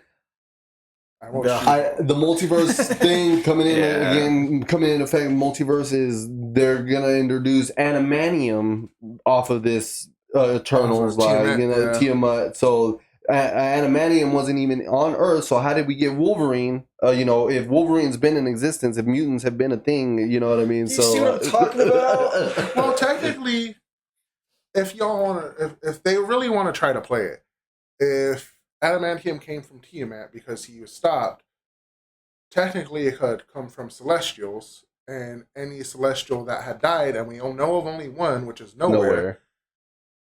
If a piece of him had landed on Earth, that's how you get adamantium. So someone else might have had it, but didn't let the world know he had adamantium. Well, yeah, it's a military secret.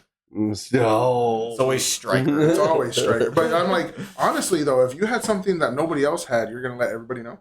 Yeah. I'm like, no, that's mine. Like, I got $1 million in my pocket. I ain't going to let either, that's my $1 million. Well, it was like, Wakanda? I mean, they had the vibranium, but they didn't tell the world that they had vibranium. Well, I mean, there's for a number of reasons for that one. Yeah. Historical, political, socialized. Like in the comics? Like in the comics and everything, too, yeah. But, really? I mean, it was almost like it's like a deterrent. Like one of those, we have it, so we're not going to show it because we don't want people coming to attack us for it. Yeah. But at the same time, if we do show it and we share it, now everybody's going to have access to it, and they might do something with it that we don't want. Exactly. You see what our spears can do. What if they turn it into a nuke? Yeah.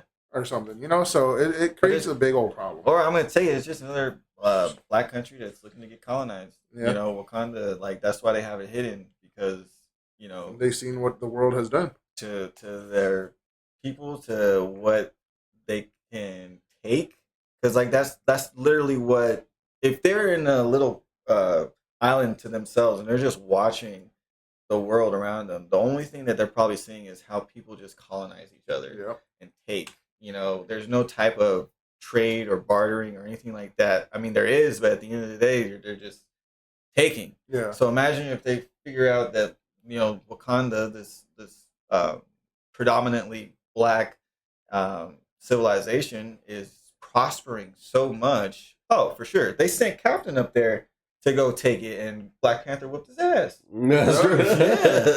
So it's like, handled some business. So they know that they are looked for, but it's for all the wrong reasons. Yeah.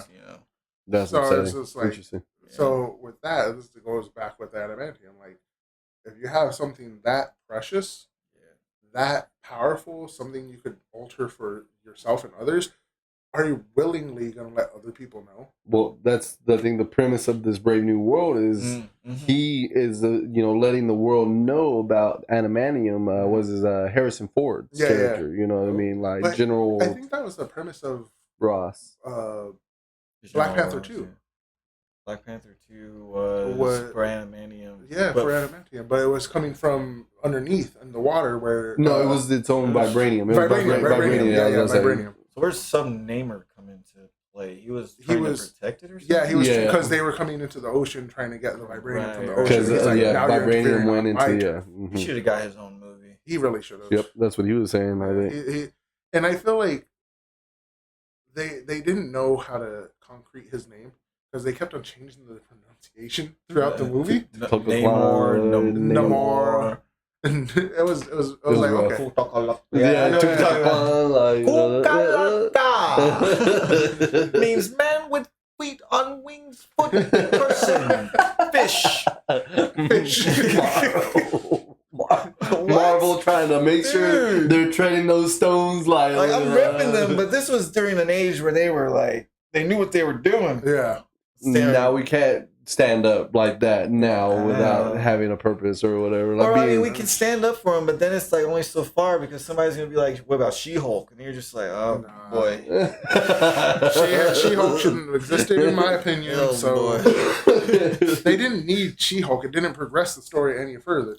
All it did was give us Abomination. It was a Me Too. It gave us I was about to say it was a thing for Abomination to be a reason why he got out of jail, all that whole stuff. I thought he was like, isn't he Zen now? Yeah. Apparently, but he broke out? Yeah. He you don't watch. So yeah, so She-Hulk, it was just a travesty. It was I think a well done show in a way, all the way to this last episode where they try to give this concept of Kevin Feige being a robot, and nobody really talks to Kevin Feige because he's the guy. He's AI and writes everything, and so she's breaking the fourth wall, by going and talking with the writers and all this stuff, like literally just and so. But there was no tie-in. We got a Daredevil, cameo that everybody was all stoked about because that means Daredevil is now MCU canon. So that was a big play. And then nothing went with that. Nothing came from that.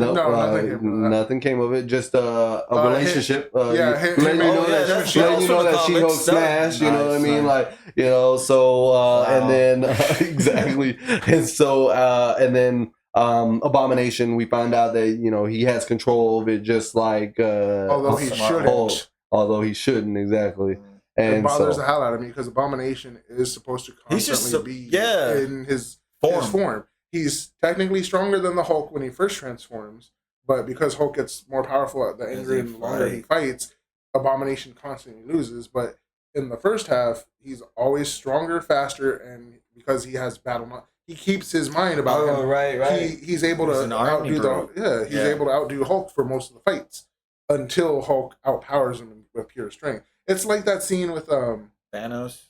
That pissed me the hell off. I'm sorry, he got his ass kicked. He got his kicked. Anthony Mall's just like, nah, let him have his fun.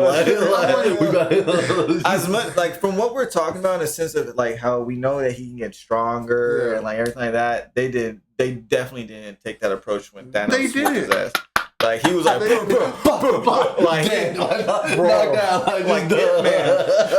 He said, "Oh my gosh, I don't want to do this no more." Knee to the face, looking down. And he's like, "I'm sorry, let me, Barry, you take it." My bad, bro. My bad. No, but you know what pissed me off? And I was like, okay, technically there is a multiverse where Thanos does that to the Hulk. Yeah, sure. But in one of the major comics that I know, even Thanos doesn't like tangling with Hulk. Yeah. Because Hulk he's Hulk. Yeah. He one of the best people to fight up against him is Wolverine. And even Wolverine's like, nah, if you want to feel what it feels like to get hit by an earthquake, tussle with him.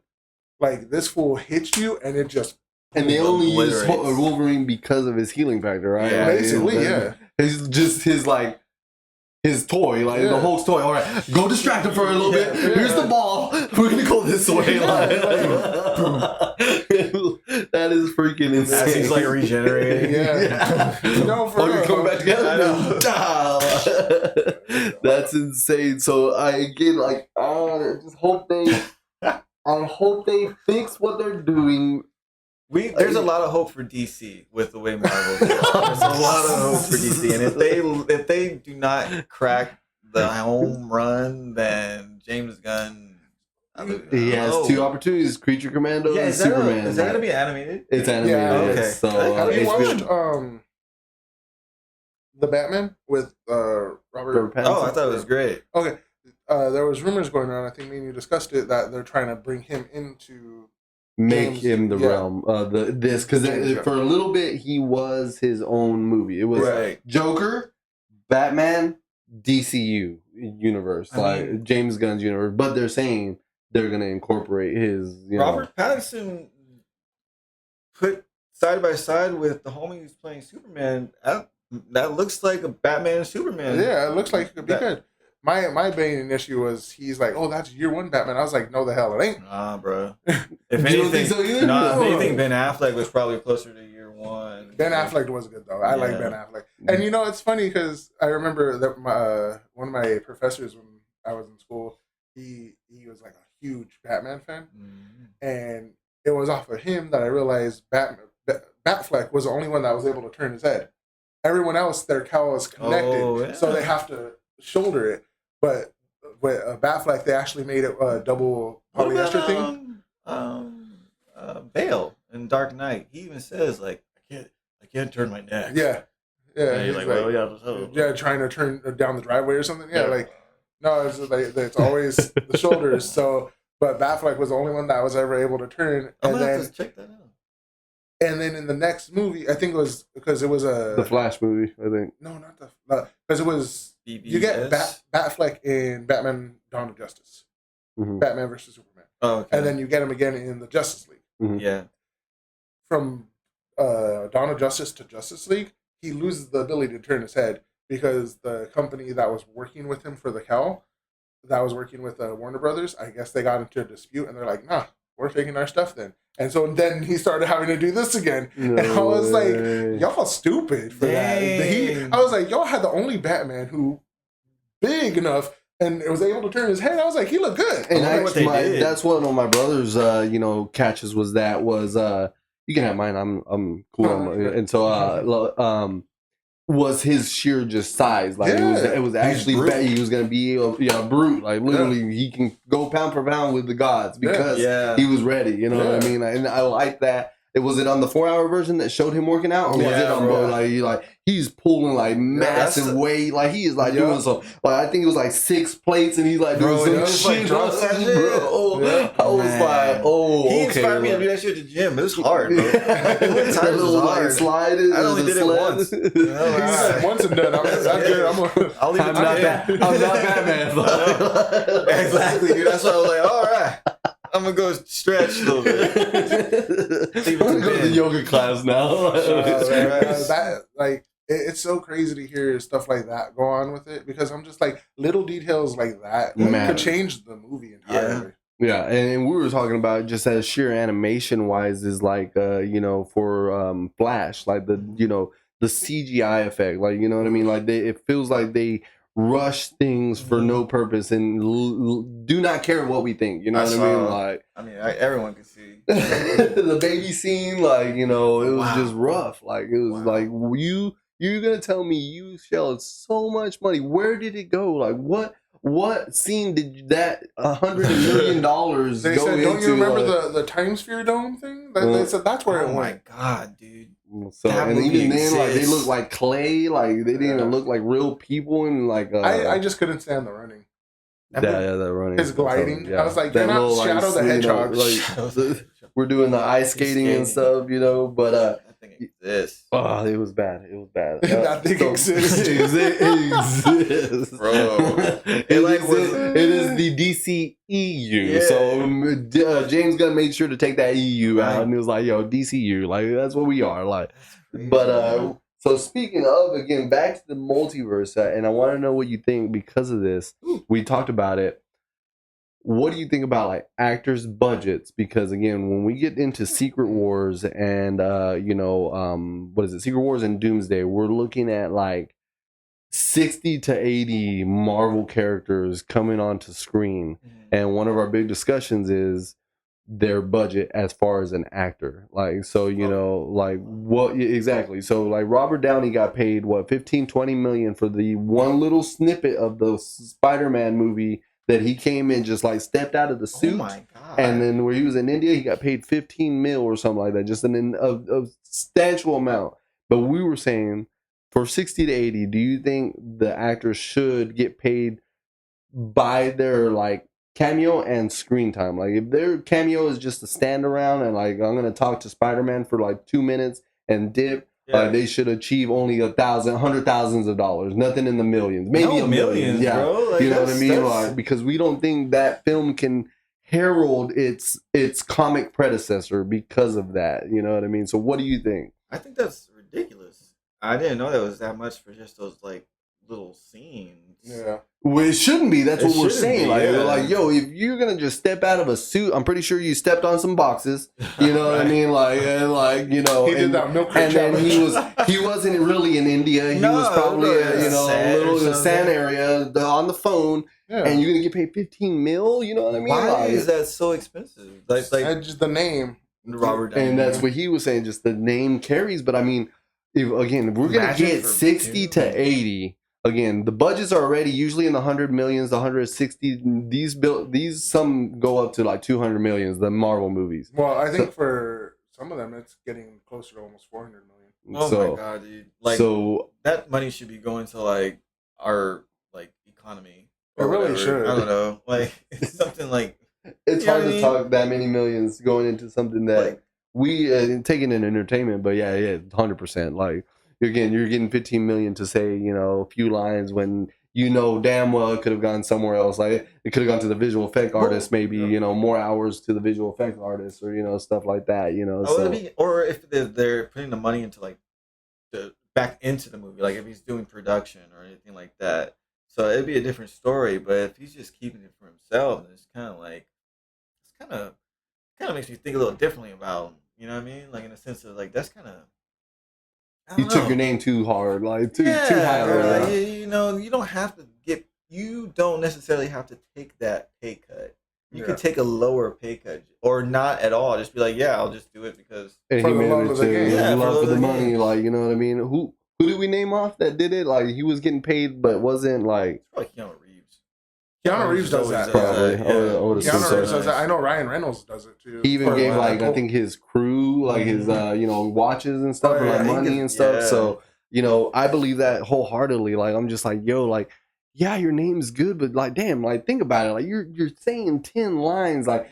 You're gonna tell me one day out of your 365 days you're gonna charge someone $15 million for your time? That's what I'm saying. I'm like, if you're gonna say 10 lines or less, and in the movie for no more than like 2 minutes, I don't think you should be making a minimum. 100,000, 300,000. Even then, that's excessive. Yeah, that's excessive. Like that is 6 hours worth of work, and I in 6 hours make $60 or whatever. So that's what we're really getting at here. Okay, that's what let's get to the economy. We're next chapter. Where's my money, Robert Downey Jr.? Give me some of that. If you're gonna be Doom, you gotta split it off now. Yeah. If you're gonna be Doom now, like see now you're overstepping. Like you done got your money cow, your cash cow. Now you're going for the calf. You know what I mean? Like you're going for the calf now. Imagine how much he's getting paid to re-jump into this universe because he said he was done. Yeah, that's what made the reveal so big. You know what I mean?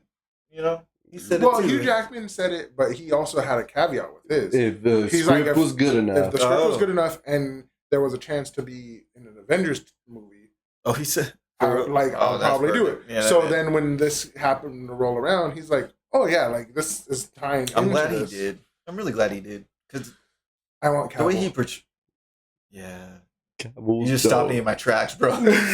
Cavill's dope. Dude, I fangirled. I'm not even gonna lie to you. I'm not even gonna hold it back. I was with my wife, and like when he came on, because I thought it was Hugh. I was just like, oh, okay, it's Hugh.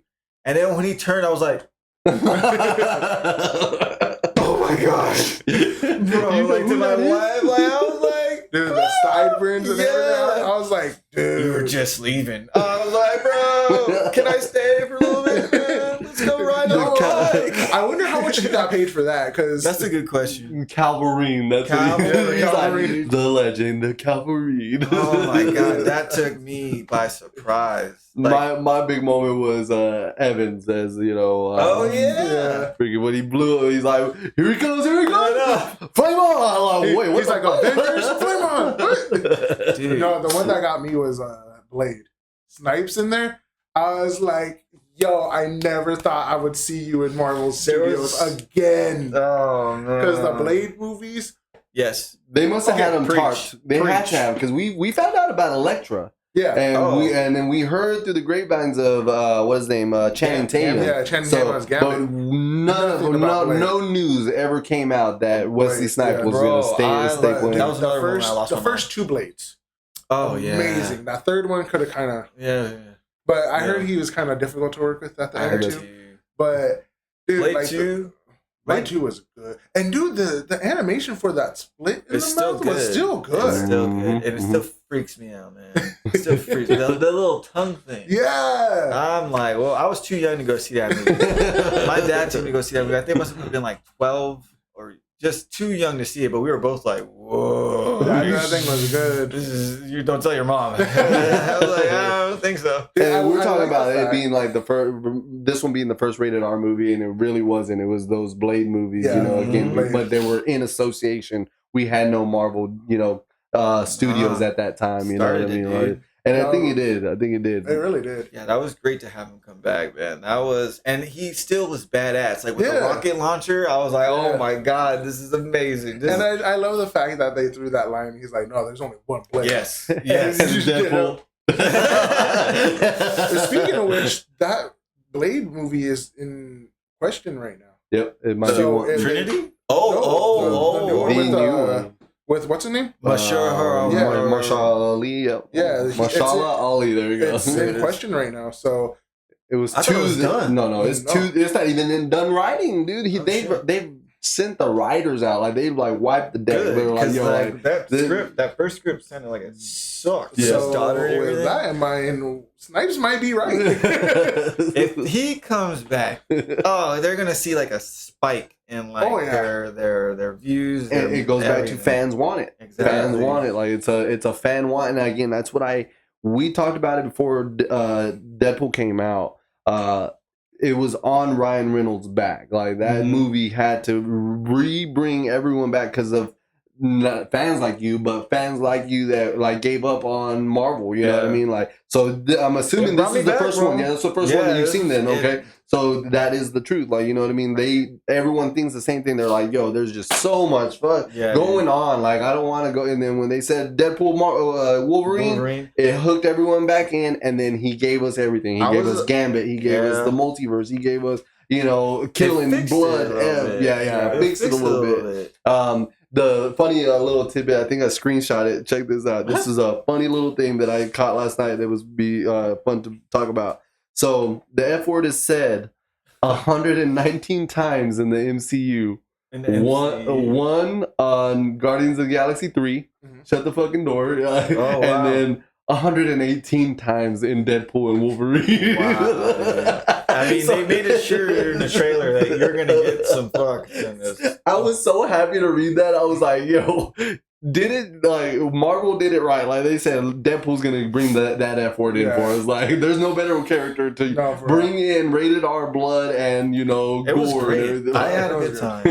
And like you said, it was the first real Marvel thing that I watched after... what was the last Marvel thing I watched? I feel like it was She-Hulk. And after that I was just like, I'm done. So I was almost not gonna watch it, but you gotta watch it, man. It's like I had a whole thing, and in the yellow suits, it's like, okay, I gotta. How did you feel about the bro? I lost it. There was so many times where I lost it in that movie.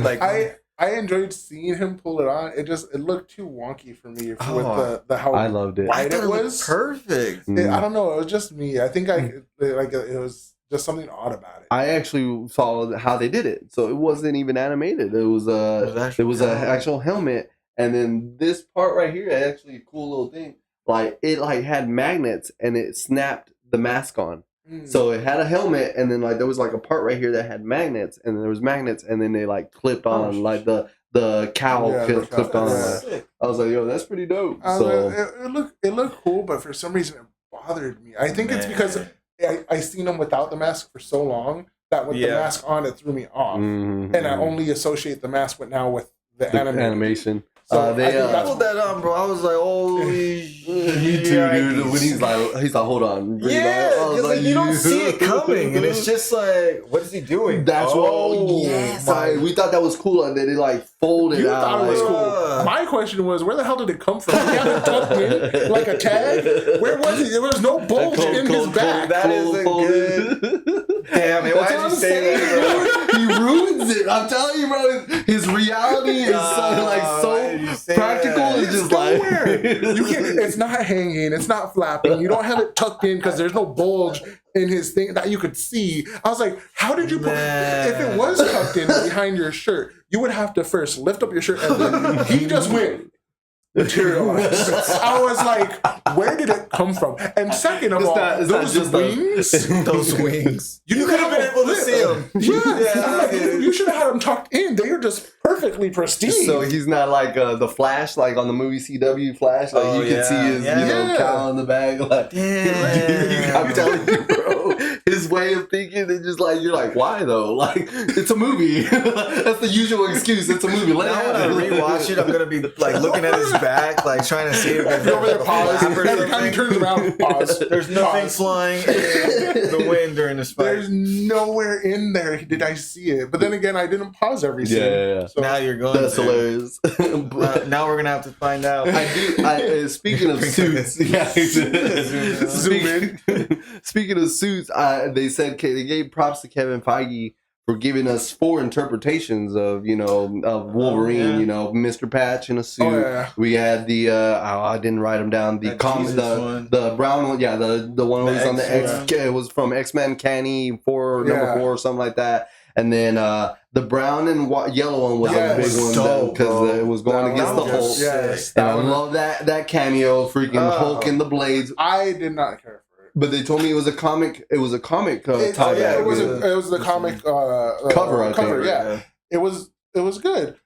But I was like, if you're gonna give me Hulk, at least have him being punched or kicked by him. I was about to say I would take a Rocky throw, like the ending of Rocky where you don't know who's gonna get just that one. That's another tussle, scene too. You know what I mean? Like a picture of Wolverine jumping at the Hulk. I've seen that a lot of times too. And then if I'm not mistaken, I could be mistaken. You know what? No, you talking about yourselves. I need to do this now. What? You about to look it up? Because that was Wolverine's first ever appearance was in the Hulk. I don't remember if he was Weapon X at the time, which means he would have had the thing on his face and no suit, or if he had his suit.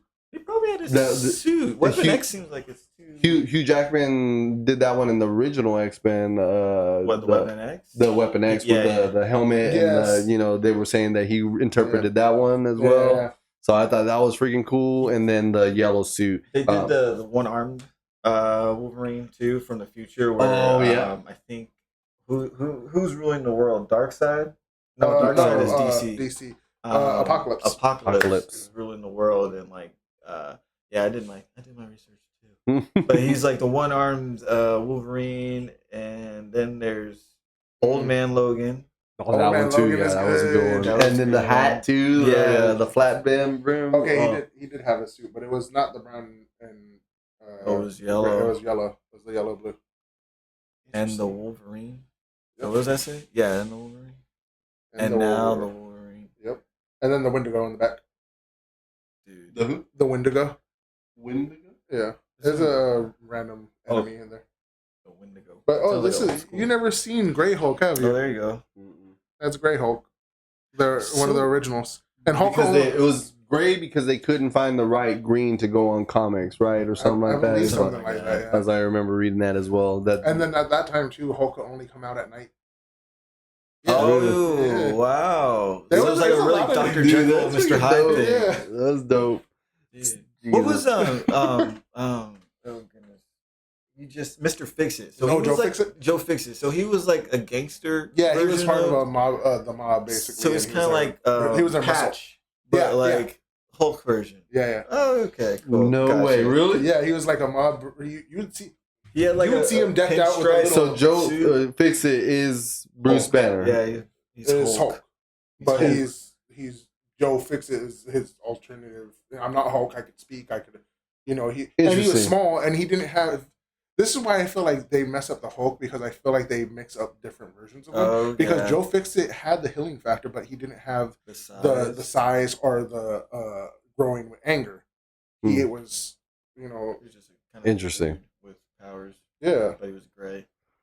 Oh goodness, so much. But yes, the multiverse, man. It's gonna be. I feel what is good for a fan like yourself is Secret Wars is coming in, and it's gonna finish in 2026.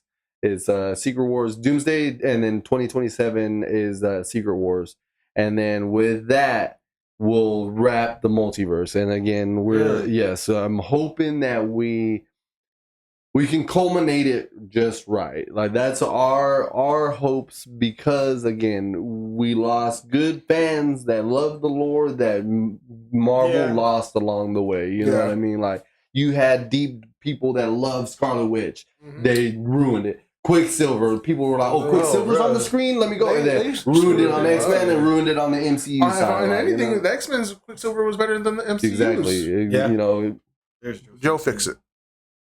No, he looked sharp. He looked sharp. Looks good.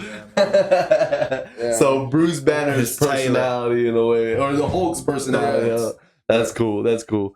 But so that's what we're saying. Like it's gonna take this whole everything that is culminating to that. Again, we're looking at Loki. We're looking at WandaVision. We're looking at Agatha now. That is throwing in Wiccan. We're introduced right now a semi to the Young Avengers.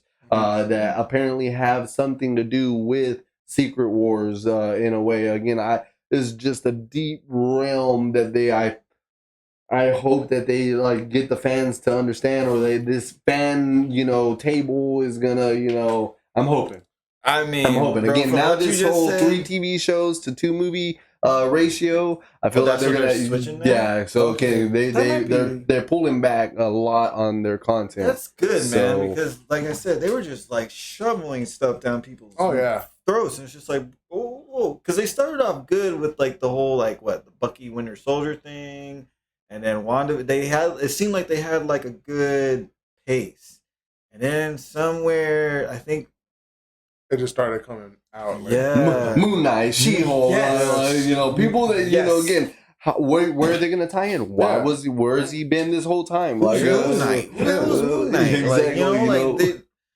It was just too sudden, and like it'd be different if they kind of like introduced these characters within the previous show, so that way you have which is what they used to do. Yeah, an interaction. At least they are aware of who this person is. Exactly. So that way, when Moon Knight shows up, it's like, oh, I saw him in WandaVision, like reading that newspaper or whatever. Or something. Yeah, he had something. Moon Knight, or like I heard about something in Egypt that happened, between these gods, this alligator or something. WandaVision talking about that or some shit in the library, so that's what I'm saying. Next show, Moon Knight. Yeah. Oh shoot, we get to find out about that book. But no, they don't do that. No, they haven't done that. And now that you said that, I've not like use someone to carry on the show that's about to come out. Have them cameo in the show that's right now. That would carry actually to carry the torch. Like I think was it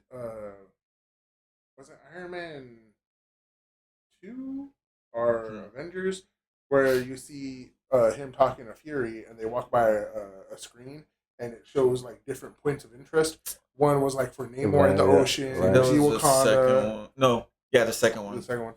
So like stuff like that. It's a small, quick.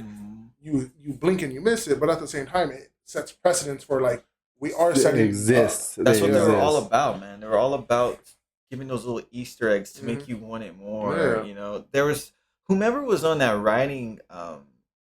Like group with like these characters, like even with like Cap, like I keep going back to Winter Soldier. Like Winter Soldier was amazing. Like that was like an espionage Marvel movie, and it was completely different than what we're used to when it comes to like happiness and good, good vibes. Exactly, and it also took Cap's character to a different realm too, because he's all about America, and then little does he know, America has been not what he believes in. Exactly, it's not the same anymore. And then you have like spies and stuff and superheroes. It's like, whoa, this is so sick. You know, we labeled that as one of our top Winter Soldier. So good. Like the battle scene, the like hand-to-hand combat. Oh my god. The elevator scene, like, my god, dude, the elevator scene. That is my favorite. Like, the elevator scene was so good. It was, oh man. What is the size of an elevator? Like 4x4, 5x6? You know, little. Depending on where you're at. Yeah, some elevators are. But those again to fight. What was it? 9 men? Is I think there was 3, 6, 9, or maybe a little bit more. But dude, I just like that line too. That line. Almost like it hits so hard too. He's like, before we get started, does anybody want to leave? Yeah. And I was like, that's a good ass line. Because he's like, he's a good guy. He's not rubbing. He's not arrogant at that moment. He's like really genuinely like, hey, if you want to save yourself, step out. Like, all right. But like contrast that with what Hulk did in World War Hulk. He's like, Cap was like, yo, I know what I'm about. But y'all could step out if you need to. Hulk is like, oh no, I'm here for all of it. Yeah, like we wouldn't even give a warning. Just you came to me, I'm about to blow you up. Yeah, so I'm just like, there's few lines like, have you done V for Vendetta? No, I haven't. I love that movie. That's a very good movie. The comic's completely different, but you did tell me it had comics. I was like, hold on, there's a comic. Good political movie. Yeah, it really is. But that scene, and I love it because my wife always like, there's a few movies that I could quote pretty much like on top of my head, and there's a scene in there where he's have you seen it though? Yes. That scene where he's they're like, oh, what do you got? And like, we swept that here, there's no bombs, you got nothing, all you got is your knives and your damn karate gimmicks. He's like, we got guns, and he's like, no, what you have are bullets. Ooh. And the fact that you're hoping when your guns are empty, I'm no longer standing. Because if I am, y'all be dead before you reloaded. But the way he delivered it was so calm and menacing. It's in the mask, right? Yes. And I was just like, dude. And then when they actually let off, and he just stands there, and you just see him like, and he's breathe that sigh, and he's like, my turn. And they all flip. They're like, real, dude. I was just like, dude, that scene was so good. I love that scene. And see, that's what we need. Just those moments in the movie where you're just like, oh, it's real. It's go down. It's starting. Oh, God. Flame on. That's wild, yo. I mean, to have these like legitimate lines, again, Captain America, to see his transition, like you just said, like this wholesome American soldier boy, like to now seeing that he is protecting the wrong side, that he didn't, not representing his values anymore. It's good writing, and we miss it. I mean, I don't know. I'm like, with how well received that was, imagine how well received a Hulk movie that actually dives into it could really be. Yeah. Like you said, you give us the psychological treatment of it. Like, maybe not the first movie because it's going to be too much, but like maybe a second or third movie, actually have Banner go into his mind like he does in the comics and try to understand what's going on. Like, I feel like Edward Norton's got, like we said, technically got the closest to a Banner trying to understand Hulk, because you see him right there just kind of meditating, watching his heart. He's doing the blood. He's seeing. He's testing it. He's watching under a microscope. He's knowing what. He's trying, and then it just like the government. I feel the way they should go with Hulk is probably what they're doing with the Lanterns. Like, do a series, that would be beautiful. And then into a World War Hulk. You know what I mean? Like, show this deep lore all the way through, and then a Hulk movie to culminate. All the shit that just went down in the 10 to 12 episodes. Yeah. I mean, if they wanted to, and I don't know how you guys feel about it, but tell me, because I'm gonna pitch this real quick. You could give me a Hulk series. First 2 episodes are all flashbacks to before Avengers. Show me him messing things up. Show me him fighting major people but destroying cities. Show me him causing havoc but thinking it's like he's still Hulk doing damage, but he's doing good at the same time. And then you flash forward the next episode of him being in the Avengers, showing the pieces where he's at, doing whatever he does, and then the Age of Ultron where she messes with his head. Oh, I always wanted to see what she did to him. Yes. Sorry, like, dude. Like, how did she get into Hulk's head to make him go crazy? Rogue, dude. Oh my god. And then Ang Lee's, that would have been great. Like a segue. Maybe she found her dad. The dad brought up the dad. Yeah, like, actually, imagine him thinking everybody else is his dad, and that's why he's going off on everybody. Yeah, like the trauma. And then after that, then you see what happens, and then that's when the Illuminati or Reed Richards, if we get him by that point, you have these smart people be like, "Yo, Hulk's too much." You send him off world. Now you get Planet Hulk. This is where the series starts going to Planet Hulk to World War Hulk.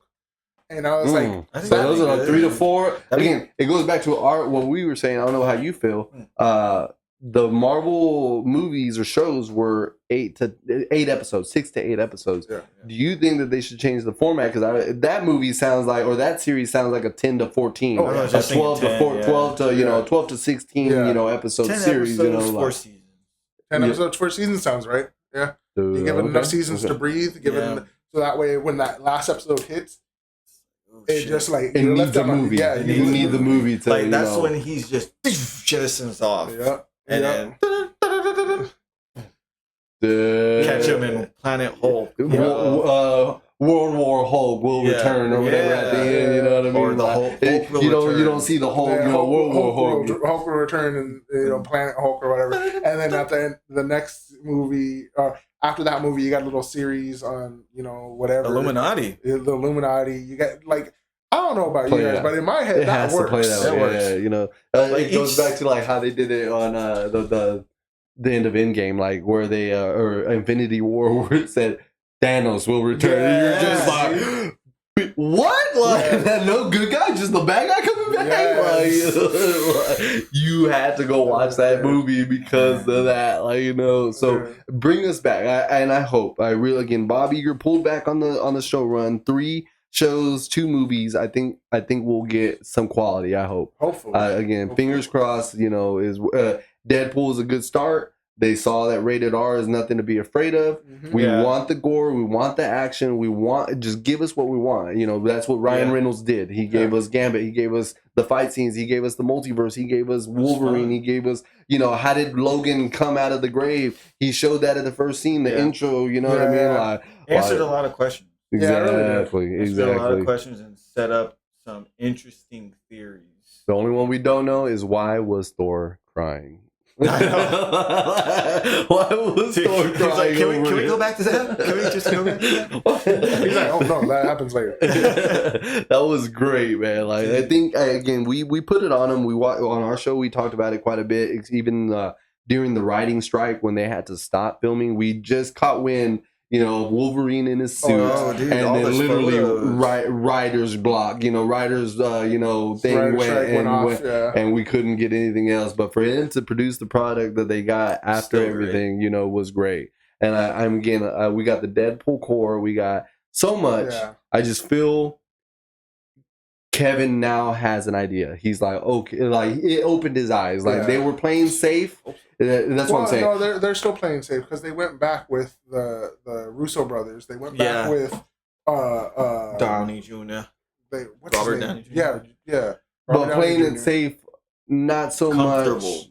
There we go. I guess comfortable and not so much safe because they don't know that they're gonna still produce a great movie. They just know that they did produce a great movie, and it was a big culmination movie. So they know that they're gonna get somebody that maybe span the movie right again. Like I'm hoping again. All I'm worried is they're gonna do a 1-2 part, and I don't want that. Like a Doomsday Part 1, Part 2. Yeah. I don't want that. If they're gonna do that, then you didn't build up enough. That's what I feel when they split it up in movies. You didn't do enough to prep for that movie. I feel like Endgame, that split for Endgame and Infinity War was good because it did enough to build up Infinity War, but then to leave it off, you were just like, yo, what the hell are we going to do now? I'll tell you, that I think that's the first movie that has ever had a villain win, right? I think so. Yeah, I think they were always like saying that, like my friends and like people online, like I can't think of any other movie where the villain like won, unless it was like an asteroid or something. You know, but, The like, villain of the end of the world. Those darn asteroids. They can't be stopped, even by Bruce Willis. I was gonna say that. Even Bruce Willis failed. God damn it. But So yeah, that was the first movie. If I can think correctly. Yeah, Because no bad guy, no even animated series does a villain walk away as maybe a Batman Joker type. well, Bane technically did for half of the movie. Yeah. Oh, when he destroyed a broke his back. back. Yeah, broke his that's back. true. That's true. But no 2-year hiatus. No. Cliffhanger. No 2-year hiatus Okay, cliffhanger. yeah, like yeah. that cliffhanger was the shit. Like everybody was like. Like the theater gasped like when they said Thanos will return. Like, it was like, oh damn, what? Is that the movie? We Like, left what Cap do you crying, mean? like Cap's crying Bro. over dead freaking Vision. Rocket over there crying over Groot. Like, Yeah, they ended it like that. They were like, all right, see it. So that's Come what I'm back next saying. year. If MCU can give us that, I feel this Secret Wars, this multiverse will make sense. Yeah. We're destroying it before we see it again. As fans, we would do, but they give us a reason, I guess you could say. Yeah. Like, you know, we've seen so much terrible shit like that we can only associate shit with them now, like right now in our heads. Sucks, you know what I mean? man. So Because I don't know. There's so many great characters up there that deserve to be like told, like especially Strange. Like I'm really That's my feel bad boy. for Doctor Strange in the sense of they haven't really elaborated on his character and his like What? sorcery. I just noticed this. why is Okoye on there? No, I don't care about Okoye. Okoye. I mean, I care about Okoye. She's cool. But why do they have the Hulk Buster right behind the Hulk? You about to bust some. Oh, pause. damn! I just noticed that. I'm like, Because Iron Man's down here. Yeah. Sorry, guys. We're all in the realms of our studios here. But yeah, I mean, they didn't do justice to Doctor Strange. They didn't. The only small inkling of showing that his strength increased was when he battled Thanos and he had all those new spells. Yeah. I think he learned that through those whatever many trials and times that he went through that. When he was Dormammu. yeah, Dormammu. No. Even though when he was there, the 10,405, 14,605. Yeah, the 605 times exactly. So Nice. he didn't. Yeah, exactly. I'm telling you, elephant. And so I love that scene just because he's like how blunt he was with it. He's like, how many did you specific one. Yeah. So I they didn't show his like true. Even again, stripped him from his movie. Yeah, They dude. didn't give him any justice of like, hey, this is how much I learned. I'm now all power. He's coming in a coat down the coat. It's just like, come on, man. Like, Because he was left as a sorcerer supreme, so I was expecting to see some really like dope mystical stuff. You know, like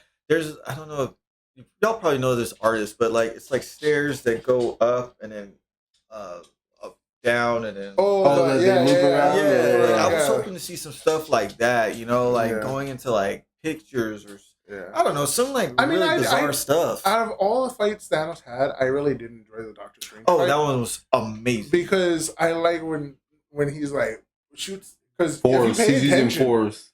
Oh, the jewels that he's using. The gems. He actually uses the power in I think the space gem, and he shoots it at Strange, and he does whatever magic thing and butterflies. Oh yeah. And then he like it's so cool the way he does it. Like when Strange does the chains of the whatever. ropes of oh I remember it. I know what you're talking about. He learned it. Yeah, and that was the thing. A lot of people are like, how did that power gap happen? Where Strange in the first movie was decent at it, but then in this movie, and I think one of the producers or something from there was like, when he was in that infinite loop with Dormammu, he studied.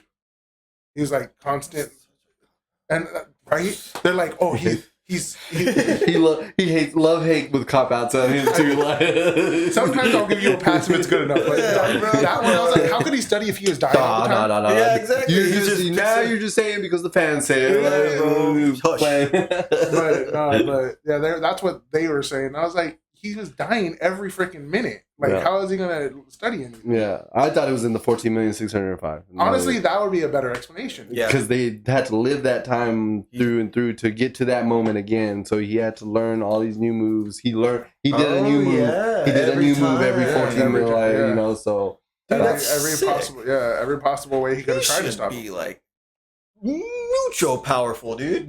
That's why he was saying Supreme Strange, right? Or Strange Supreme. Strange Supreme. Like him should have tussled, and that at that time we should have seen the snake guy from What If, like the snakes, you know. Like, but segue to finish in a way like you're like right about them, like the core characters.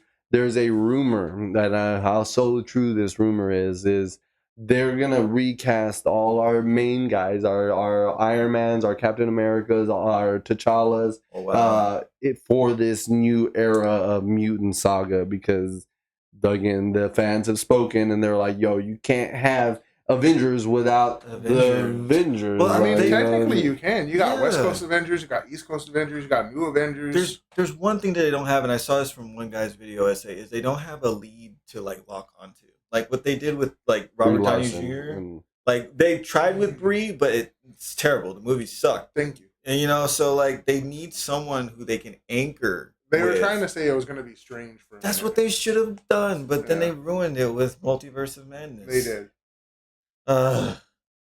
So guys, just give me my Hulk. Yeah, bro. I know I'm not gonna get it, but just give me my Hulk.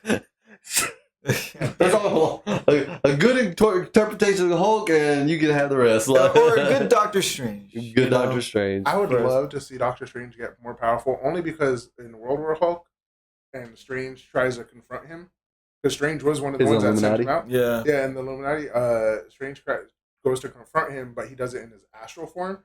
Speaking of which, Hulk can actually see astral projections and ghost. So if he ever battles somebody like that, he could actually see them and do something.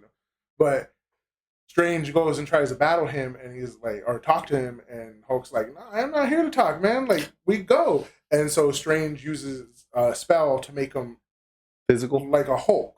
Oh, wow. So you see Hulk Strange. Shut up, dude. And then you gotta bring a snippet of that. Does he have the cloak? Yeah, I think he even has the cloak. Okay. He's like huge, like, and Hulk's like, "Oh, we could go."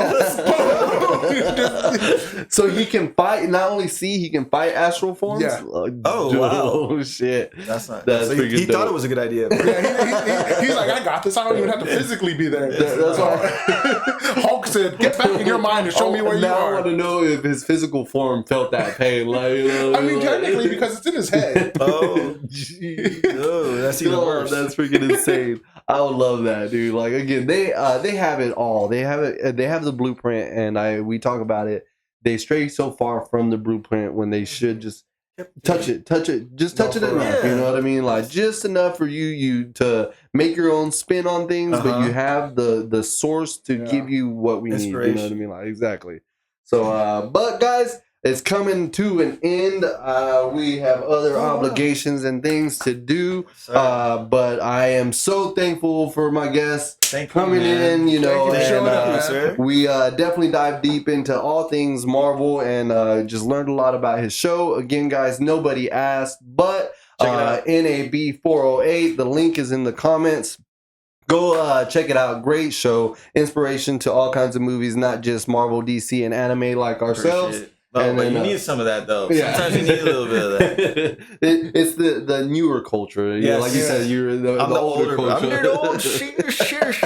I mean, it'll be interesting, though, to like see your take on some of the older TV shows. I do. Again, he's got me into some of them that I've just watched your shows, so I'm about to go look them up. You know, I didn't see the old Robin Hood ones, so I want to go watch all these. Check out Abbott and Costello, man. You can watch it with the kid. It's funny. It's good stuff.